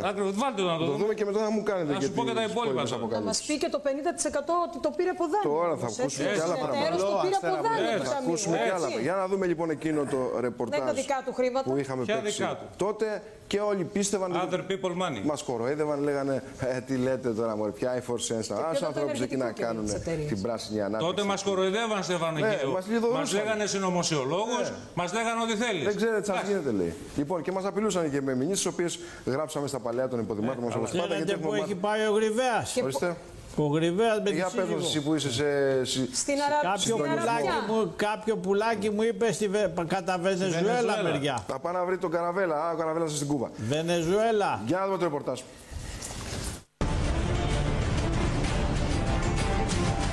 Πριν από ακριβώς 3 χρόνια και 3 μήνες, το Μακελιό είχε φέρει στο φως της δημοσιότητας το μεγάλο σκάνδαλο με την παχυλή και προκλητική χρηματοδότηση της ΜΚΟ i4Sense του καθηγητή Αντρίκου Παπανδρέου από το ταχυδρομικό ταμιευτήριο αλλά και άλλες κρατικές εταιρείες. Έχουν δημιουργήσει σάλο οι αποκαλύψεις της εκπομπής, του δελτίου, ότι πίσω από την μη κυβερνητική οργάνωση i4Sense είναι μια οργάνωση που ενδιαφέρεται για την κλιματική ασφάλεια των χωρών της νοτιοανατολικής Μεσογείου. Κλιματική ασφάλεια και ενέργεια. Κρύβεται ο κύριος Αντρίκος Παπανδρέου βεβαίως, ο οποίος ηγείται αυτής της ιστορίας, αλλά αυτή η διοργάνωση στον Αστέρα Βουλιαγμένης έγινε με κρατικούς χορηγούς, με χορηγούς από το δημόσιο τομέα, με ΔΕΚΟ οι οποίες έχουν σοβαρά προβλήματα οικονομικά, με την ΔΕΗ, με το ταχυδρομικό ταμιευτήριο, τραπεζικούς οργανισμούς και χρηματοπιστωτικά ιδρύματα τα οποία έχουν να δώσουν στον πολίτη και όχι ο πολίτης να δώσει σε αυτούς για να δίνουν οι ίδιοι σε μη κυβερνητικές οργανώσεις. Μια από αυτές είναι του κ. Αντρίκου Παπανδρέου. Υπό την αιγίδα του Έλληνα Πρωθυπουργού, πάμε να δούμε ένα ρεπορτάζ το οποίο έχει εξαιρετικό ενδιαφέρον και είναι πολύ αποκαλυπτικό. Ο Αντρίκος ο καθηγητής εδώ και καιρό, υπό την ανοχή αλλά και με την αρρωγή του μπροστινού της δυναστείας, σχεδιάζει business με την μη κυβερνητική οργάνωση I4Sense. Σε απλά ελληνικά, Ινστιτούτο για την Ενεργειακή και την Κλιματική Ασφάλεια. Το Σαββατοκύριακο, στον Αστέρα, η μη κυβερνητική οργάνωση του Αντρίκου έχει την τιμητική της.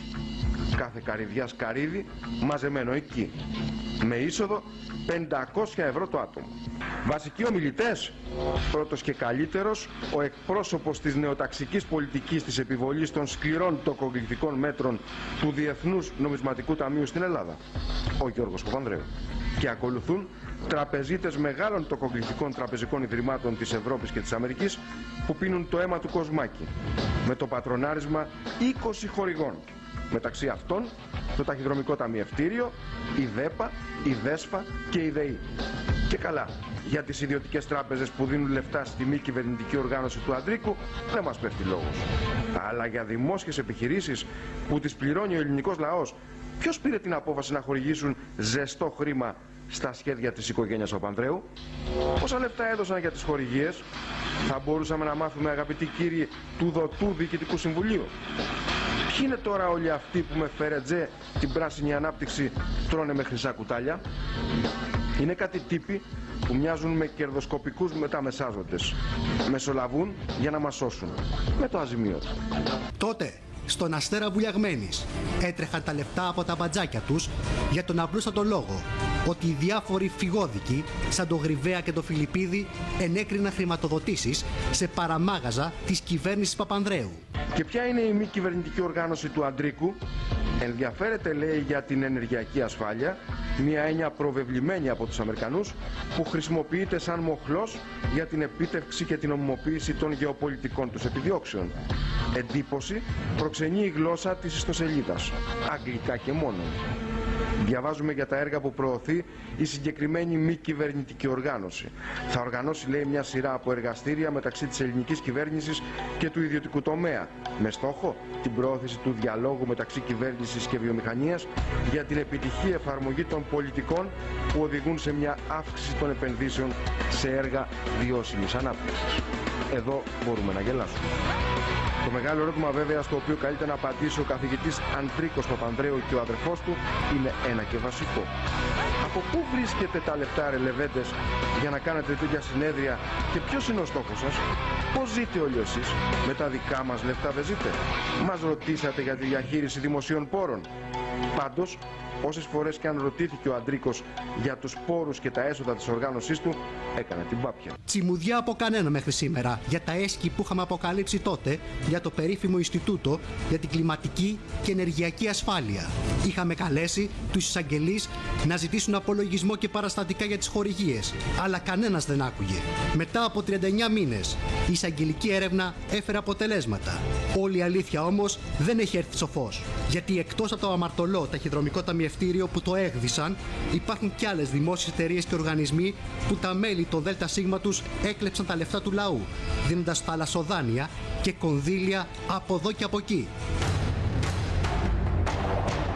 Θέτουμε ένα απλό ερώτημα. Πόσα λεφτά δόθηκαν από τότε στην I4Sense του Αντρίκου Παπανδρέου με τις ευλογίες του τότε πρωθυπουργού αδερφού του Γιώργου και πού κατέληγαν? Να τονίσουμε πως σήμερα δεν λειτουργεί καν η ιστοσελίδα της ΜΚΟ και παραπέμπει σε περίεργο βρετανικό site που λανσάρει online δάνεια, αφού δεν μπήκαν ούτε στον κόπο να ανανεώσουν τον domain τους. Μια και το θέμα της Siemens είναι ακόμα ζεστό, καλό θα ήταν να μας εξηγούσε και ο αδερφός του πρώην πρωθυπουργού Αντρίκος λίγο περισσότερα για τη χορηγία της συγκεκριμένης εταιρείας στο συνέδριο που οργάνωσε το 2010 η ΜΚΟ του I4Sense. Η χορηγία της Siemens προς τη ΜΚΟ με πρόεδρο τον καθηγητή πολιτικής οικονομίας Ανδρέα Παπανδρέου, την ώρα που το σκάνδαλο Siemens πρωταγωνιστούσε στην πολιτική ζωή της χώρας, δείχνει μάλλον περιφρόνηση προς τυχόν κακοπροαίρετους που σκέφτονται έτσι. Μην ξεχνάμε πως ο φυγόδικος Κυριάκος Γρυβαίας της Postbank Green Institute ΑΕ είχε αναπτύξει συνεργασία με τον Αντρίκο Παπανδρέου. Οι δυο τους συνδιοργάνωναν συνέδρια κάθε χρόνο για να προωθήσουν την πράσινη ανάπτυξη στην Ελλάδα. Όμως, για ποια πράσινη ανάπτυξη και πράσινα άλογα μιλούσαν? Κύριε Παπανδρέου, κύριοι Παπανδρέου μάλλον, σε εμάς αυτά δεν περνάνε. Σας ξέραμε τι κουμάσια ήσασταν το 2010. Σας είχαμε καταλάβει. Να πας στον ανακριτή, κύριε Ανδρέα Παπανδρέου, που το παίζεις και βαρύ μαγκάς και βαρύ πεπόνι και λες τα λύνεις όλα με τη δικαιοσύνη. Πήγαινε λοιπόν στη δικαιοσύνη και δες τι πρόσωπο με πρόσωπο. Αλλά εμένα προσωπικά, ο κύριος Νίκος Παπανδρέου, του αδερφάκι σου, όταν με βλέπει αλλάζει δρόμο. Και έχω μάθει ότι είναι και στο Κατάρ τώρα και κάνει. Ας το διαψεύσει. Ο κύριος Παπανίκος Παπανδρέου είναι στο Κατάρ και κάνει, κατά τις πληροφορίες που έχω εγώ, ας τις διαψεύσει, ας στείλει μια επιστολή που αλλιώς είχε στείλει τότε. Κάνει για το ελληνικό δημόσιο τον μεσάζοντα σε δουλειές του ελληνικού δημοσίου με το Κατάρ. Ναι. Εκεί τον έχουν στείλει. Και ο κ. Ανδρέας Παπανδρέου λοιπόν να πάει στον ανακριτή και να πει πόσα λεφτά είχες πάρει, κύριε Παπανδρέου, από το ταχυδρομικό ταμιευτήριο. Πόσα λεφτά από χορηγίες είχες πάρει από τη ΔΕΗ, πόσα λεφτά από χορηγίες είχες πάρει από τη ΔΕΠΑ και τη ΔΕΣΠΑ. Να πάνε να τα πούνε. Και αν δεν πάνε, Κυριάκο, να τους καλέσει η κυρία Παπανδρέου να τα πούνε. Οι άνθρωποι είχαν αποθρασινθεί. Εγώ θα σου πω τώρα δύο πράγματα. Θα μας πει ότι εγώ δεν πήρα λεφτά. Δεν πήρε δάνεια, πήρε χορηγίες. Πώς δεν πήρε? Όταν παίρνεις χορηγία είναι χειρότερα. Καλύτερα να παίρνεις δάνεια. Τι μας δουλεύει, δεν ξέρουμε αν τους κάνει κατωτά. Η χορηγία κάνει. Αέρι είναι. Εδώ να καταλάβεις. Γιατί τώρα το ταφτάφ? Άκου Γιάννη, για να καταλαβαίνει ο κόσμος. Είχαν τόσο πολύ αποθρασινθεί. Με ένα σπάρο 2 τριγώνια. Ο Γρυβαίας έχει συστήσει τη θυγατρική εταιρεία με το ταχυδρομικό ταμιευτήριο. Ο νόμος τι λέει? Ότι η εταιρεία απαγορεύεται να δίνει δάνεια στους μετόχους της. Σωστά. Αυτή λοιπόν η εταιρεία, έχουμε τη δικηγόρο εδώ. Έτσι. Αυτή λοιπόν η εταιρεία έδωσε δάνειο στο μέτοχό της, κύριο Γρυβαία, παρότι απαγορεύεται από τον νόμο. Αυτή λοιπόν την πράξη που η Τράπεζα της Ελλάδος ή ο ορκωτός ελευθής αυτής της εταιρείας έπρεπε να την αναδείξει αμέσως και αυτεπάγγελτα να επέμβει δικαιοσύνη, τόσα χρόνια δεν μίλαγε κανείς. Κάνανε πως δεν το βλέπανε. Παίρνει λοιπόν το δάνειο ο μέτοχος Γρυβαίας παρότι απαγορεύεται από τον νόμο. Για αύξηση και τι όχι. Παίρνει ένα δάνειο άνευ αιτιολογίας το παίρνει. Από την Green Post πας στη θυγατρική του ταυτά. Άκου τώρα. Αυτό λοιπόν το δάνειο τι το κάνει? Πού το ξοδεύει αυτό το δάνειο? Πάει λοιπόν με αυτό το δάνειο ο κύριος Γρυβαίας και αγοράζει μετοχές δικής του εταιρείας στην Κύπρο, η οποία μάλιστα είχε και το όνομά του, λιγόταν η Γρυβαίας Company. Πρόσεξε. Δηλαδή, εγώ παίρνω ένα δάνειο από κάπου που δεν δικαιούμαι να το πάρω και αφού το πάρω, πάω και αγοράζω μετοχές εταιρείας. Δηλαδή, κάνω ξεπλένω χρήμα. Γι' αυτό το κατηγορητήριο σήμερα μιλάει για ξέπλυμα βρώμικου χρήματος. Αυτά λοιπόν όλα, Στέφανε Χίε, εμείς τα έχουμε καταγγείλει 3 χρόνια τώρα. Δεν έχει ιδρώσει το αυτή κανενός. Δεν έχει ιδρώσει το αυτή της Τράπεζας Ελλάδος.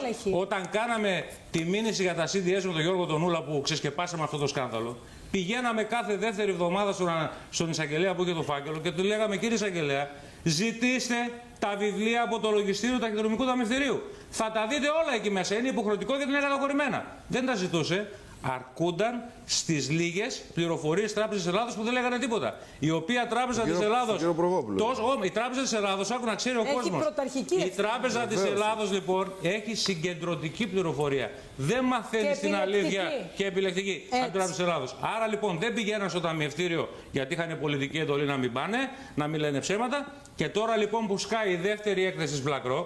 Τώρα που οι τράπεζες θα χρειαστούν δεύτερη ανακεφαλαιοποίηση, τώρα που θα χρειαστεί να πάμε ακόμη και σε κούρεμα καταθέσεων, γιατί αυτό λέει η τελευταία οδηγία της Ευρωπαϊκής Ένωσης, τώρα λοιπόν οι ίδιοι ξένοι τους δίνουν και λένε τουλάχιστον να δώσουμε αίμα στην αρένα, να εκτονωθεί ο κόσμος κατά αυτόν τον τρόπο, γιατί δεν πάει άλλο το πράγμα. Αυτή η λίστα, Στέφανε Κίο, που την έχω αναφέρει και στην εκπομπή σου παλιότερα, γιατί μόνο εσύ δίνεις βήμα για να βγουν αυτές τις αποκαλύψεις και είναι προς τιμή σου. Αυτή η λίστα εδώ πέρα είναι η λίστα των παταξίδων του ταχυδρομικού ταμιευτηρίου.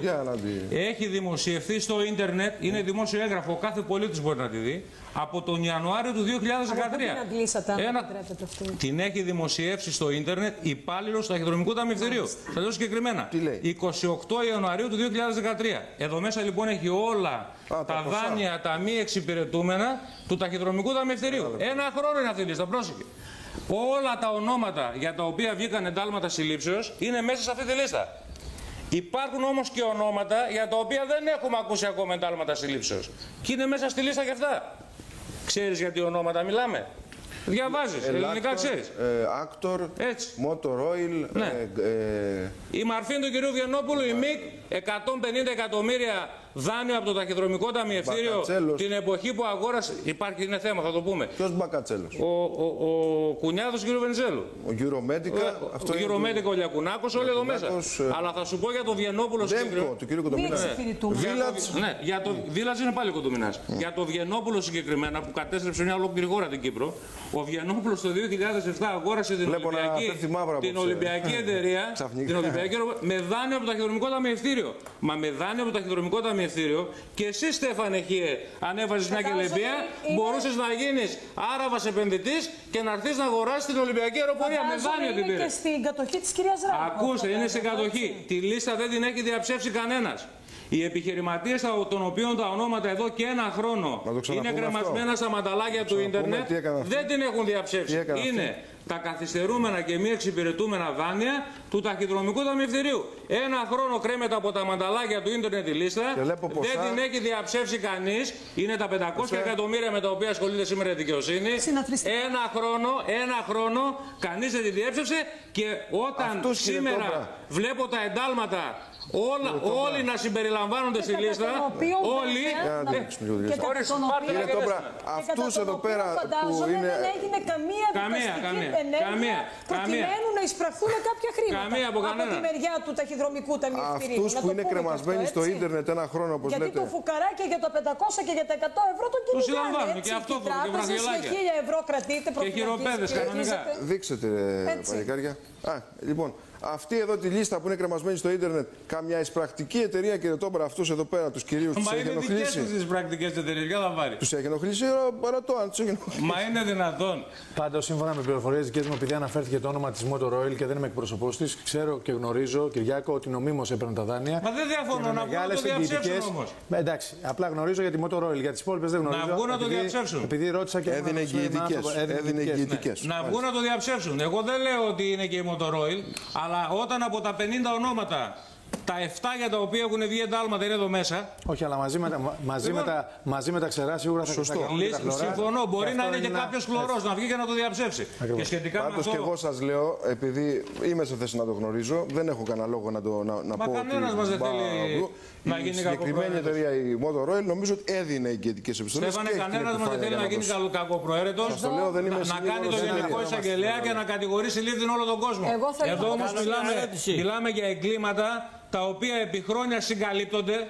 Είναι γνωστά τα θαλασσοδάνεια των ταβατζίδων στις τράπεζες, στην Τράπεζα της Ελλάδος, στο Υπουργό Οικονομικών, είναι παντού. Είναι γνωστό το ότι το τραπεζικό σύστημα καταστράφηκε πρωτίστως από τα θαλασσοδάνεια των ταβατζίδων, τα οποία σήμερα ο ελληνικός λαός καλείται να τα πληρώσει με την ανακεφαλαιοποίηση. Αυτό πληρώνει ο φορολογούμενος με την ανακεφαλαιοποίηση. Κύριε Τόμπρα, είμαι σε θέση να γνωρίζω ότι υπάρχει ένα πολύ μεγάλο σκάνδαλο ακόμα, το οποίο θα το φέρουμε, αν βάλει ο Θεός, στο χέρι του την Τετάρτη στο φως της δημοσιότητας, που αφορά την υπόθεση της Εμπορικής Τράπεζας. Εκεί να δεις. Στην υπόθεση της Εμπορικής Τράπεζας, επειδή είμαι σε θέση να το γνωρίζω, έχω στοιχεία στα χέρια μου, από το 2006 μέχρι το 2009 λιμένονταν δάνεια, θαλασσοδάνεια από την Εμπορική Τράπεζα, η οποία συγχωνεύτηκε τώρα.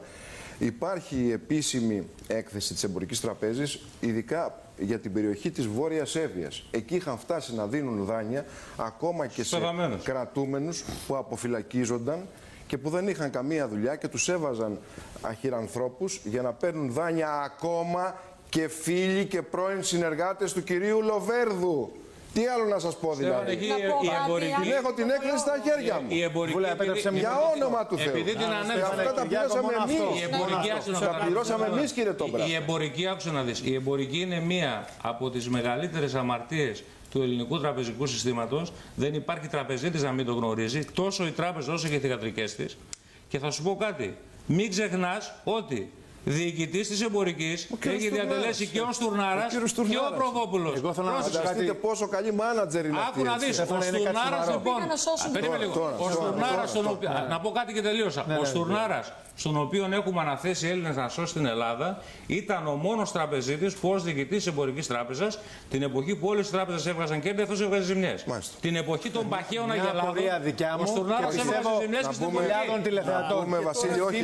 Να μπούμε στην αποκάλυψη. Αλλά μόνο αυτό θα Ένα λεπτό, Γιάννη, θα σου δώσω. Ευθύνεται για το πλιάτσικο. Μου έχεις γύρει εκεί πέρα, πού να σε δω. Ευθύνεται για το πλιάτσικο.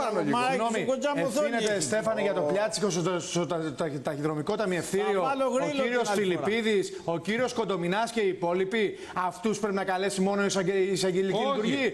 Ή θα πρέπει τους εκάστοτε πολιτικούς λειτουργούς. Να πούμε ονόματα. Σαφώς να πούμε ονόματα. Να τους καλέσει και εάν προκύπτουν ευθύνες να τους προφυλακίσει κιόλας.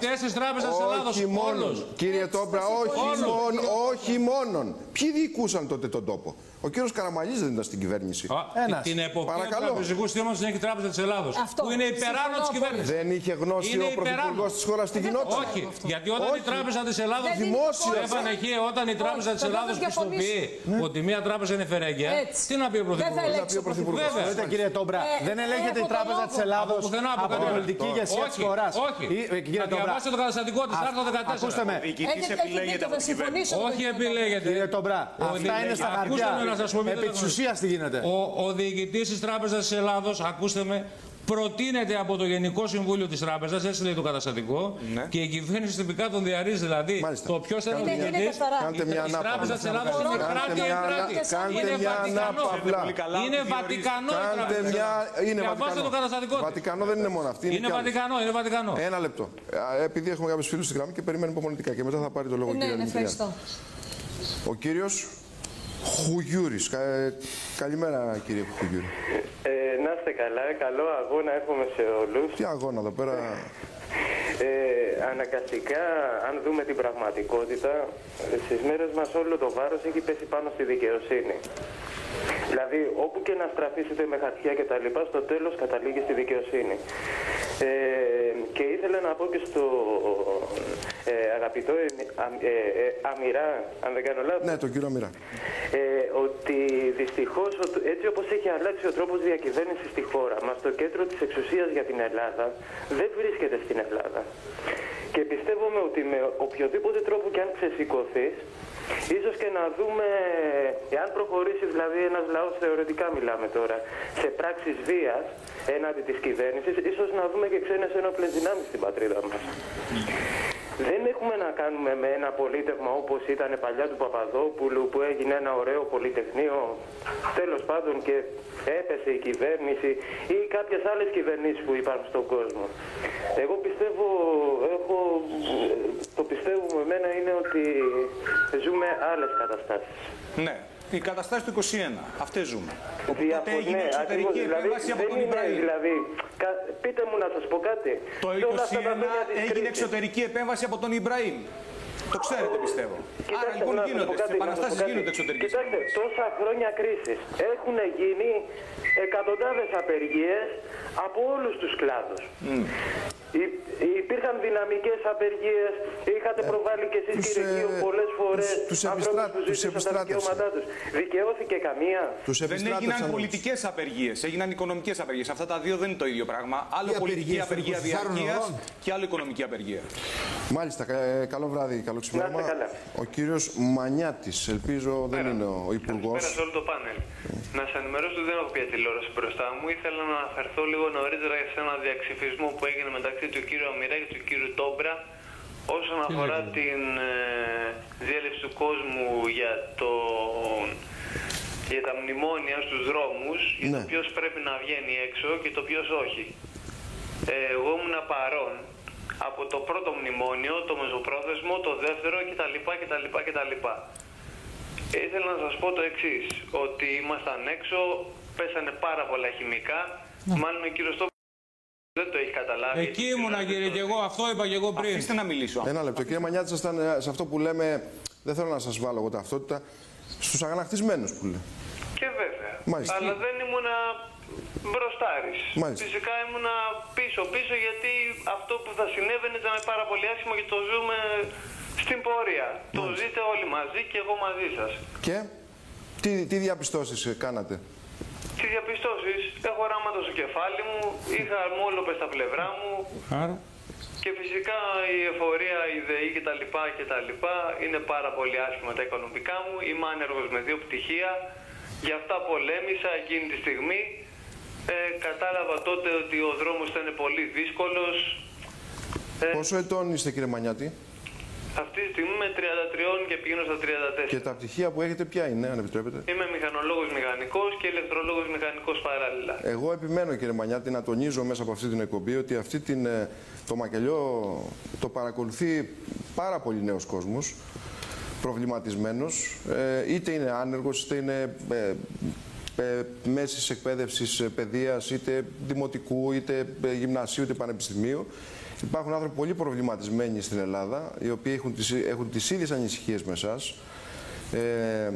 Λυπάμαι πάρα πολύ και στεναχωριέμαι που αυτή η εκπομπή δεν έχει streaming. Έκοψαν ξαφνικά, στέρισαν τη δυνατότητα στην ελληνική επαρχία και στην ελληνική ομογένεια. Απόφασή τους ήταν να το ξανασκεφτούν. Να βλέπει όλη η ελληνική ομογένεια και όλος ο κόσμος το μακελιό που το παρακολουθούσε. Και θέλω να πω, κύριε Μανιάτη, ότι όντως έφαγαν πολύ ξύλο οι άνθρωποι που ήταν κάτω στο Σύνταγμα, τους τσάκισαν, μερικούς άφησαν και ανάπηρους. Και εκεί έχει όνομα το ξύλο. Παπουτσής και Παπουτσής. Επί των ημερών του κ. Παπουτσί πέσαν τόσα χημικά στο Σύνταγμα και έπεσε τόσο ξύλο που αυτόν τον άνθρωπο δεν πρόκειται αυτά, κύριε Μανιάτη, εμείς που είμαστε νέοι άνθρωποι, να του τα συγχωρέσουμε ποτέ. Του Πολυτεχνείου, ποτέ, κύριε Μανιάτη. Του Πολυτεχνείου, πιστέψτε με. Ποτέ. Και σας ευχαριστώ για την παρέμβασή σας. Και εγώ σας ευχαριστώ πάρα πολύ. Καλό βράδυ. Καλό βράδυ, κύριε Κουράγιο μας τα έλεγα καλύτερα. Κουράγιο και να σφίξουμε όλοι τα χέρια, γιατί ο σκοπός είναι κοινός. Και όχι τοπάθεια. Και όχι τοπάθεια. Σωστό. Πολύ σωστό. Και επειδή είχα μια συζήτηση με τον κύριο Αμυρά χθες το βράδυ, όταν του είπα να έρθει στην εκπομπή, μου λέει ο Ιφικράτης: κοίτα να δεις, εδώ πέρα έχουμε πρόβλημα, έχουμε ζήτημα. Και του λέω: και Ιφικράτη, εγώ δεν έχω τις ίδιες απόψεις μαζί σου μερικές φορές, άλλοτε τις έχω, άλλοτε δεν τις έχω, αλλά μπορεί να μας πάνε και φυλακή. Και γύρισε και μου ο κύριος Αμυράς: κοίτα να δεις, δεν πρέπει να βάζουμε το προσωπικό μας συμφέρον, την προσωπική μας ακεραιότητα. Και κυρίως σε τέτοιους καιρούς. Ας πάμε και φυλακή. Εντάξει. Η κυρία Ιωαννίδου. Καλησπέρα σας. Γεια σας. Εγώ θέλω να πρωτοτυπήσω. Θέλω να ευχαριστήσω τις δύο ανακρίτριες, τις οποίες τις έχει βάλει η ειδωτή κυβέρνηση αυτή, διότι όσο καταδικάζουν τη Χρυσή Αυγή, τόσο ανεβαίνουν τα ποσοστά της. Όσο τους βάζει μέσα στη φυλακή, τόσο ανεβαίνουν τα ποσοστά της. Εγώ από 18 χρονών ψήφιζα Νέα Δημοκρατία. Τώρα δεν πρόκειται να ξαναδεί ψήφο, όχι μόνο εγώ, και χιλιάδες άλλοι φίλοι που μιλάμε καθημερινά. Επομένως, να τις ευχαριστήσω, γιατί κανένας δεν μπορούσε να ανεβάσει τη Χρυσή Αυγή όσο αυτές οι δύο κυρίες, τις οποίες τις έχουν διορίσει επί τούτου για να κάνουν αυτό το έγκλημα, διότι η εγκληματική οργάνωση είναι όλοι αυτοί και όχι αυτοί που βάζουν μέσα. Και επειδή εσείς δεν μπορείτε να τα πείτε, επειδή είσαστε δημοσιογράφοι και κανάλια και φοβόσαστε, θα τις τα πούμε εμείς, ο κοινός λαός και ο Κοσμάκης, που καταλαβαίνει τον επιγμό τους. Καθόλου Κοσμάκης δεν είναι. Ναι, καταλαβαίνει. Ο κόσμος έχει ξυπνήσει και καταλαβαίνει και τις κυρίες αυτές και τους από πάνω και τους από κάτω. Και πολύ καλά περπατάνε. Και πολύ καλά περπατάνε. Θα τη φτάσουν τη Χρυσή Αυγή πρώτο κόμμα. Από πού μας τηλεφωνείτε? Από Αγία Παρασκευή. Και μας βλέπετε από το DJ, από τον αποκωδικοποιητή? Σας βλέπω από αποκωδικοποιητή. Μάλιστα. Καλό ξημέρωμα. Ευχαριστούμε θερμά. Πάντως η κυρία Ιωαννίδου είπε κάτι σωστό, η κυρία Ιωαννίδου, ότι πρέπει να χαρακτηριστούν εγκληματικές οργανώσεις Πασόκ και Νέα Δημοκρατία. Ειδικά αφόσον όλα αυτά τα στελέχη που τώρα βγαίνουν να έχουν κάνει όλες αυτές τις απάντες είναι από τη δική τους κομματική οργάνωση. Και να πούμε και κάτι, μην το ξεχάσουμε. Ο κ. Μαυραγάνης σήμερα ανακάλυψε ότι το Πασόκ και η Νέα Δημοκρατία δεν χρωστάει τίποτα ή έχει διαγράψει. Ναι. Το ξέρουμε αυτό. Ότι είναι να το αναδείξουμε. Όχι με τα δάνεια, με τους φόρους. Με τους φόρους. Ότι το Πασόκ και η Νέα Δημοκρατία δεν χρωστάνε τίποτα στην εφορία. Δεν φτάνει που δεν πληρώνανε τα δάνεια θα χαλάσουν τα 230 εκατομμύρια. Σήμερα καταγγέλλεται ότι ενώ δεν έχουν πληρώσει ποτέ ένα ευρώ φόρο, αφού δεν τηρούν λογιστικά βιβλία, τι φόρο να πληρώσουν. Έχουν μαύρα ταμεία και το λένε επίσημα. Δεν έχουν διπλογραφικό σύστημα. Προσέξτε, το τελευταίο περίπτερο τηρεί διπλογραφικό σύστημα για τα λογιστικά του βιβλία ή έστω απλογραφικό. Και αυτοί δεν έχουν τίποτα, ούτε αποδείξεις. Πρόκειται για μαφιόζους, κύριε Τόμπρα. Δεν πληρώνουν ΔΕΗ, να το πούμε. Έχουν απλήρωτο προσωπικό, δεν πληρώνουν ασφαλιστικά ταμεία και στέβανε χιέ. ο οικονομικός διευθυντής του Πασόκου μέχρι πρότινος, ο κύριος Ροβέρτος Σπυρόπουλος, που είναι ο νούμερο 1 εισφοροφυγάς στην Ελλάδα, διότι το κόμμα το οποίο εκπροσωπούσε δεν πλήρωνε ασφαλιστικές εισφορές, σήμερα είναι διοικητής του ΙΚΑ. Διοικητής του ΙΚΑ είναι ο εισφοροφυγάς. Αυτός που δεν πλήρωσε ποτέ δεκάρα. Πρέπει να πληρώσει ο πολίτης και να φυλακιστεί για 1.000 ευρώ. Έχουν νοικιάσει και κτίρια του ΙΚΑ σε πρώην υπουργούς του Πασόκ. Να τους χαίρονται αυτοί που τους ψηφίζουν. Πασόκ και Νέα Δημοκρατία να χαρακτηριστούν εγκληματικές οργανώσεις. Να βγουν εκτός νόμου. Εκτός νόμου, όπως το λες, κύριε Κωνσταντινίδη.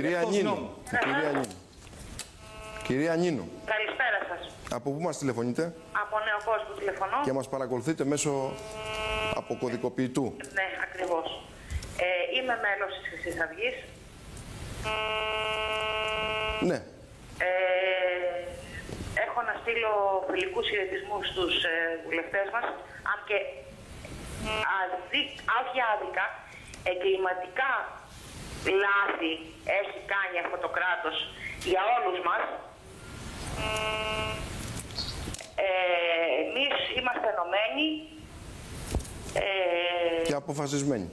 Ακριβώς. Δεν μου λέτε κάτι, κυρία Νίνου, ήσασταν από παλιά μέλος της Χρυσής Αυγής ή τώρα έχετε τελευταία χρόνια. Τι ψηφίσατε, αν επιτρέπετε, τα προηγούμενα χρόνια? Έχω ψηφίσει δυστυχώς και τη Νέα Δημοκρατία και το Πασόκ και το Συνασπισμό. Μάλιστα, και η ηλικία σας είναι στα... Είμαι 49. Πόσο? 49. 49. Μάλιστα, έχετε παιδάκια? Έχω ένα γιο που είναι άνεργος. Και εργάζεστε? Εργαζόμουν. Τώρα αυτή τη στιγμή όχι. Δεν εργάζεται. Ο σύζυγός εργάζεται? Όχι.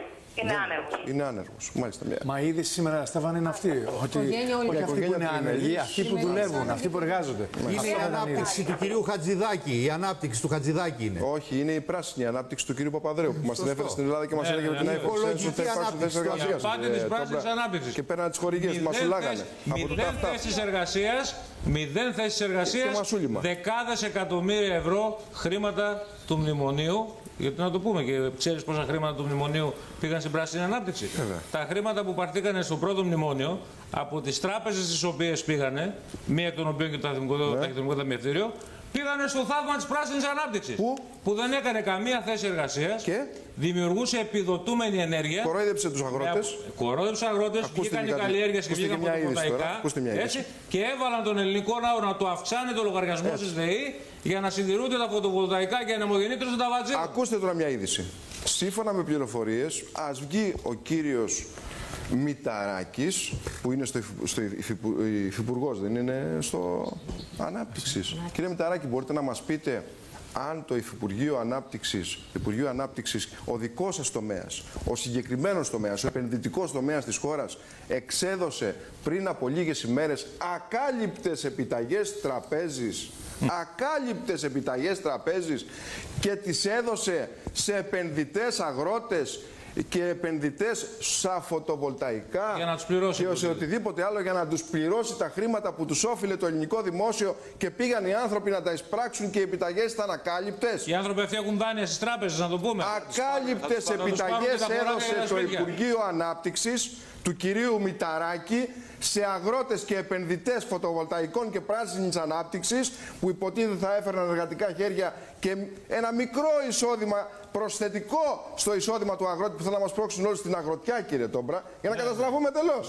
Για να γίνουν... Χωρίς προϋποθέσεις. Για να γίνουν φωτοβολταϊκή παραγωγή. Έδωσαν ακάλυπτες επιταγές στους ανθρώπους και πήγαν να τις εισπράξουν στις τράπεζες και δεν εισέπραξαν ούτε μία δραχμή, ούτε ένα ευρώ. Μέχρι και ακάλυπτους υπουργούς δημοσίου. Είμαι σε θέση να το γνωρίζω. Και αν έχω λάθος, να με διαψεύσει ο κύριος Μηταράκης. Εδώ σε Φανικείο έφαγαν τα λεφτά των πυρόπληκτων. Κύριε, ένα σύντομο σχόλιο. Εκτός το ότι έχει διαλύσει τα νοικοκυριά ο λογαριασμός της ΔΕΗ, γιατί μόλις αυτές τις αυξήσεις περνάνε στο ρεύμα, προσέξτε, έχει καταστρέψει την ελληνική βιομηχανία. Αυτή τη στιγμή η ελληνική βιομηχανία, η αναπομείνασα, έχει διαλυθεί πλήρως, γιατί αντιμετωπίζει και αυτή τεράστιο ενεργειακό κόστος. Και άρα δεν μπορεί να ανταγωνιστεί τα ξένα προϊόντα. Δεν έχει αφήσει τίποτα. Αυτό είναι ο στόχος του.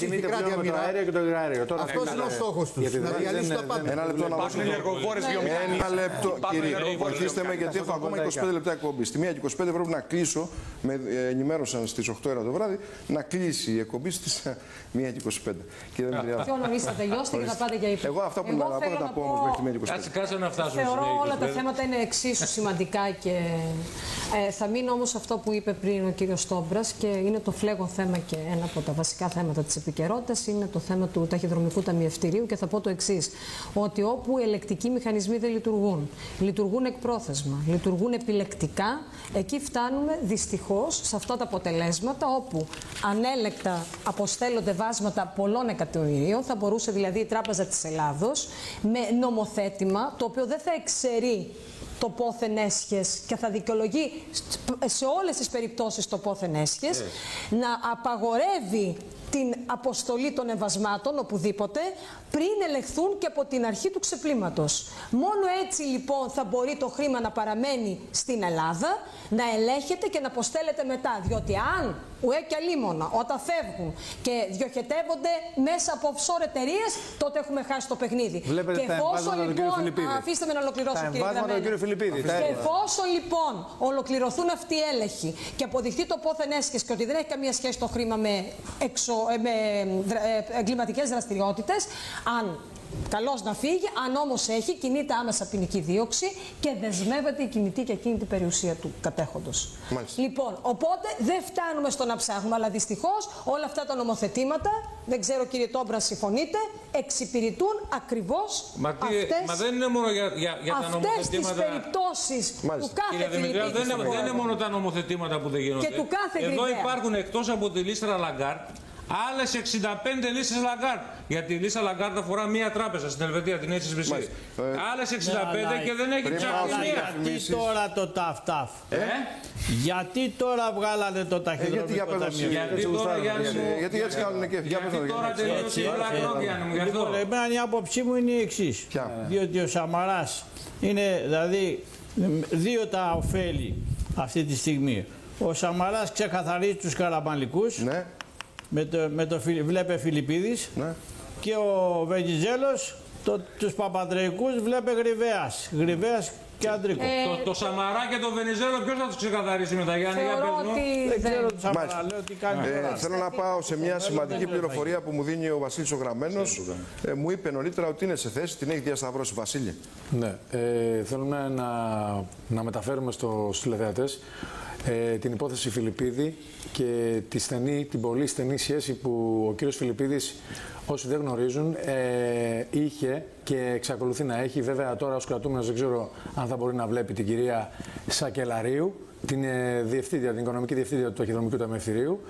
Σύμφωνα με πληροφορίες λοιπόν, ο κύριος Φιλιππίδης διατηρεί μια πολύ στενή, πάρα πολύ στενή σχέση τα τελευταία 2,5 χρόνια, σύμφωνα με πληροφορίες, με την κυρία Σακελαρίου. Είχαν γνωριστεί στο Ταχυδρομικό Ταμιευτήριο. Βέβαια, σίγουρα οι πληροφορίες δεν μας είπαν αν γνωριζόντουσαν από το παρελθόν ή αν γνωρίστηκαν εκεί, αλλά μας διαβεβαίωσαν ότι εκεί έγινε η σχέση τους πιο στενή και πιο, έτσι, θα έλεγα, εντός εισαγωγικών θερμή.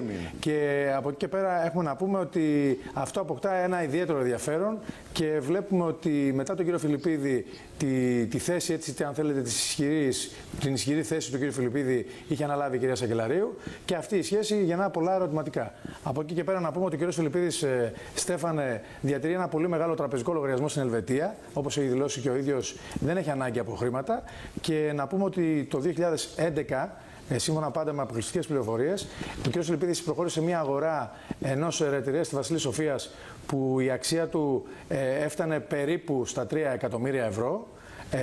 Κάτι το οποίο δεν ξέρω αν το έχει δηλώσει και στο πόθεν έσχες του, μάλλον στη φορολογική του δήλωση, ο κύριος Φιλιππίδης. Και το άλλο που θέλω να πω για τον κύριο Φιλιππίδη, τι άλλο να πούμε για Στέφανα, έχουμε κάτι άλλο για τον κύριο Φιλιππίδη? Θεωρώ ότι ελέγχονται, έχει δώσει η εντολή να ελεγχθεί το πόθεν έσχες και το 1,5 εκατομμύριο. Αλλά πέρα από αυτό και τη σχέση, εγώ να πούμε για τα εμβάσματα του κύριου Φιλιππίδη.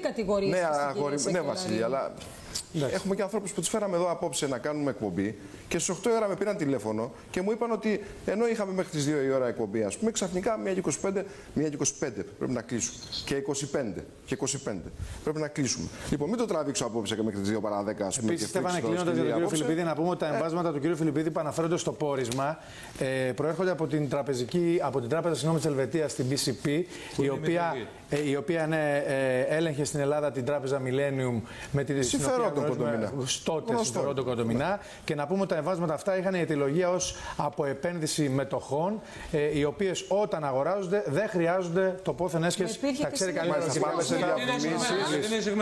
Και τα ταχυδρομικό ταμείο αυτοί που συνεταιρίστηκαν. 50 και 50%.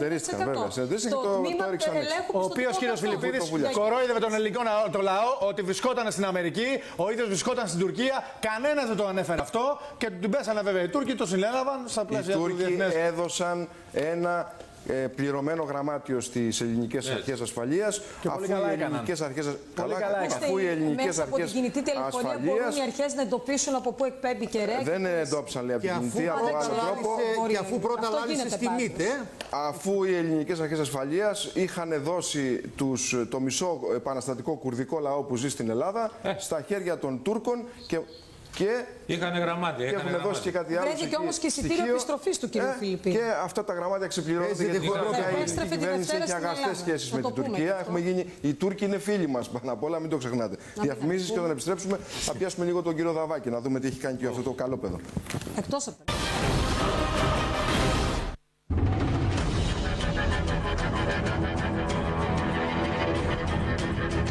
Σάλο έχει δημιουργήσει το ρεπορτάζ που αποκάλυψε το μακελιό.gr για τον Υφυπουργό Εθνικής Άμυνας Θανάση Δαβάκη.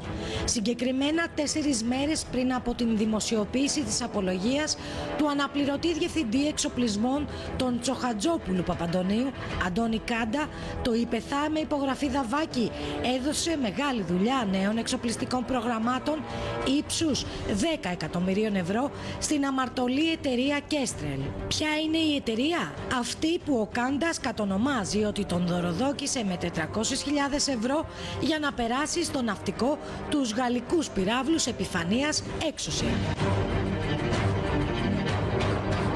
Στις 23 Ενάτου του 2013, σύμφωνα με τα έγγραφα, γίνεται διαγωνισμός για το έργο με τίτλο «Διάθεση μετεωρολογικών και περιβαλλοντικών πληροφοριών μέσω τεχνολογιών πληροφορικής και επικοινωνιών.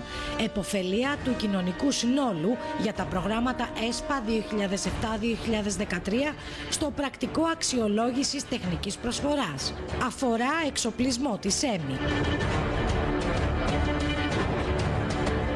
Στη συνέχεια, στις 21 Δεκάτου του 2013, και ενώ όλοι γνώριζαν ότι ο διαγωνισμός γίνεται κανονικά με μία σατανική σύμπτωση, όπως συνηθίζεται σε ανάλογες περιπτώσεις, πετάξαν έξω όλες τις άλλες εταιρείες και κρατήσανε μόνο την Κέστρελ.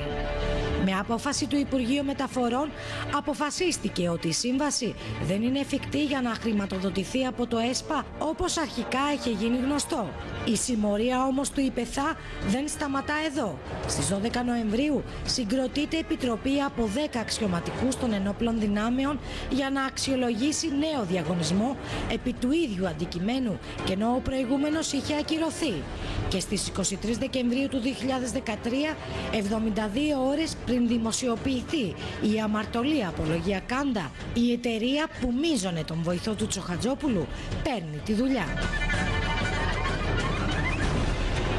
Είναι λοιπόν λογικό ο κύριος Δαβάκης να μην είχε ακούσει ή να μην είχε μάθει τίποτα για όλα αυτά. Στις 10 Δεκεμβρίου ο αντιεισαγγελέας Παναγιώτης Νικολούδης, πρόεδρος της Αρχής για την Καταπολέμηση Μαύρου Χρήματος, εντόπισε το ηλικιώδες ποσό των 13.700.000 δολαρίων σε λογαριασμό του Αντώνη Κάντα σε τράπεζα της Σιγκαπούρης. Αυτή ήταν η αρχή για την αποκάλυψη ενός συμπλέγματος εμπόρων όπλων, αντιπροσώπων, συμβούλων αξιωματικών, εκπροσώπων του εκδοτικού κατεστημένου και κυβερνητικών στελεχών που μοιράζονταν χρήματα τα οποία προορίζονταν για να θωρακίσουν την άμυνα της χώρας. από τα εκατομμύρια μίζες που μοιράζονταν δεξιά και αριστερά για να υλοποιηθούν χωρίς καθυστερήσεις και αστερίσκους οι προαποφασισμένες αγορές όπλων, προκύπτει πέραν πάσης αμφιβολίας ότι τα εξοπλιστικά προγράμματα που αγόραζαν οι ένοπλες δυνάμεις ήταν υπερκοστολογημένα. Ο λαός δηλαδή είχε πληρώσει με αίμα τα εξοπλιστικά.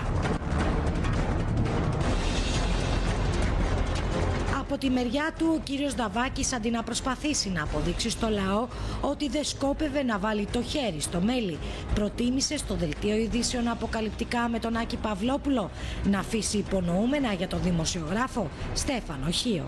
Θα έλεγα δε ότι λάθος πόρτα χτύπησε ο κύριος Χίος για να πει ζητήματα και θέματα που αφορούν εμένα, υπογραφές δικές μου και τη γενικότερη πολιτεία μου στο Υπουργείο Άμυνας αυτούς τους 7 μήνες. Θα πω μόνο ότι αντιθέτως είπε ο κύριος Χίος ότι ουδέποτε έχει εμπλακεί το όνομά σας σε περιπτώσεις που έχουν σκιές. Αφού προέκυψε στοιχείο για την εταιρεία που την εμπλέκει στο πάρτι, γιατί δεν πάγωσε ο διαγωνισμός? Ποιο στοιχείο, αγαπητέ μου, συνεχίζεται η διαδικασία? Καταδικάστηκαν οι είτε σε αυτό που σας υπαγορεύει ότι ακούγεται. Αν άλλη εταιρεία σας κάνει μια αγωγή, εσάς και εμένα ναι. Πείτε στον κύριο που σας υπαγορεύει ότι ακούγεται. Πιο σιγά πείτε. Στην πατρίδα μου ξέρετε τι λένε στην αρχαία Σπάρτη. Στην αρχαία Σπάρτη ξέρετε τι κάνανε, κύριε Δαβάκη?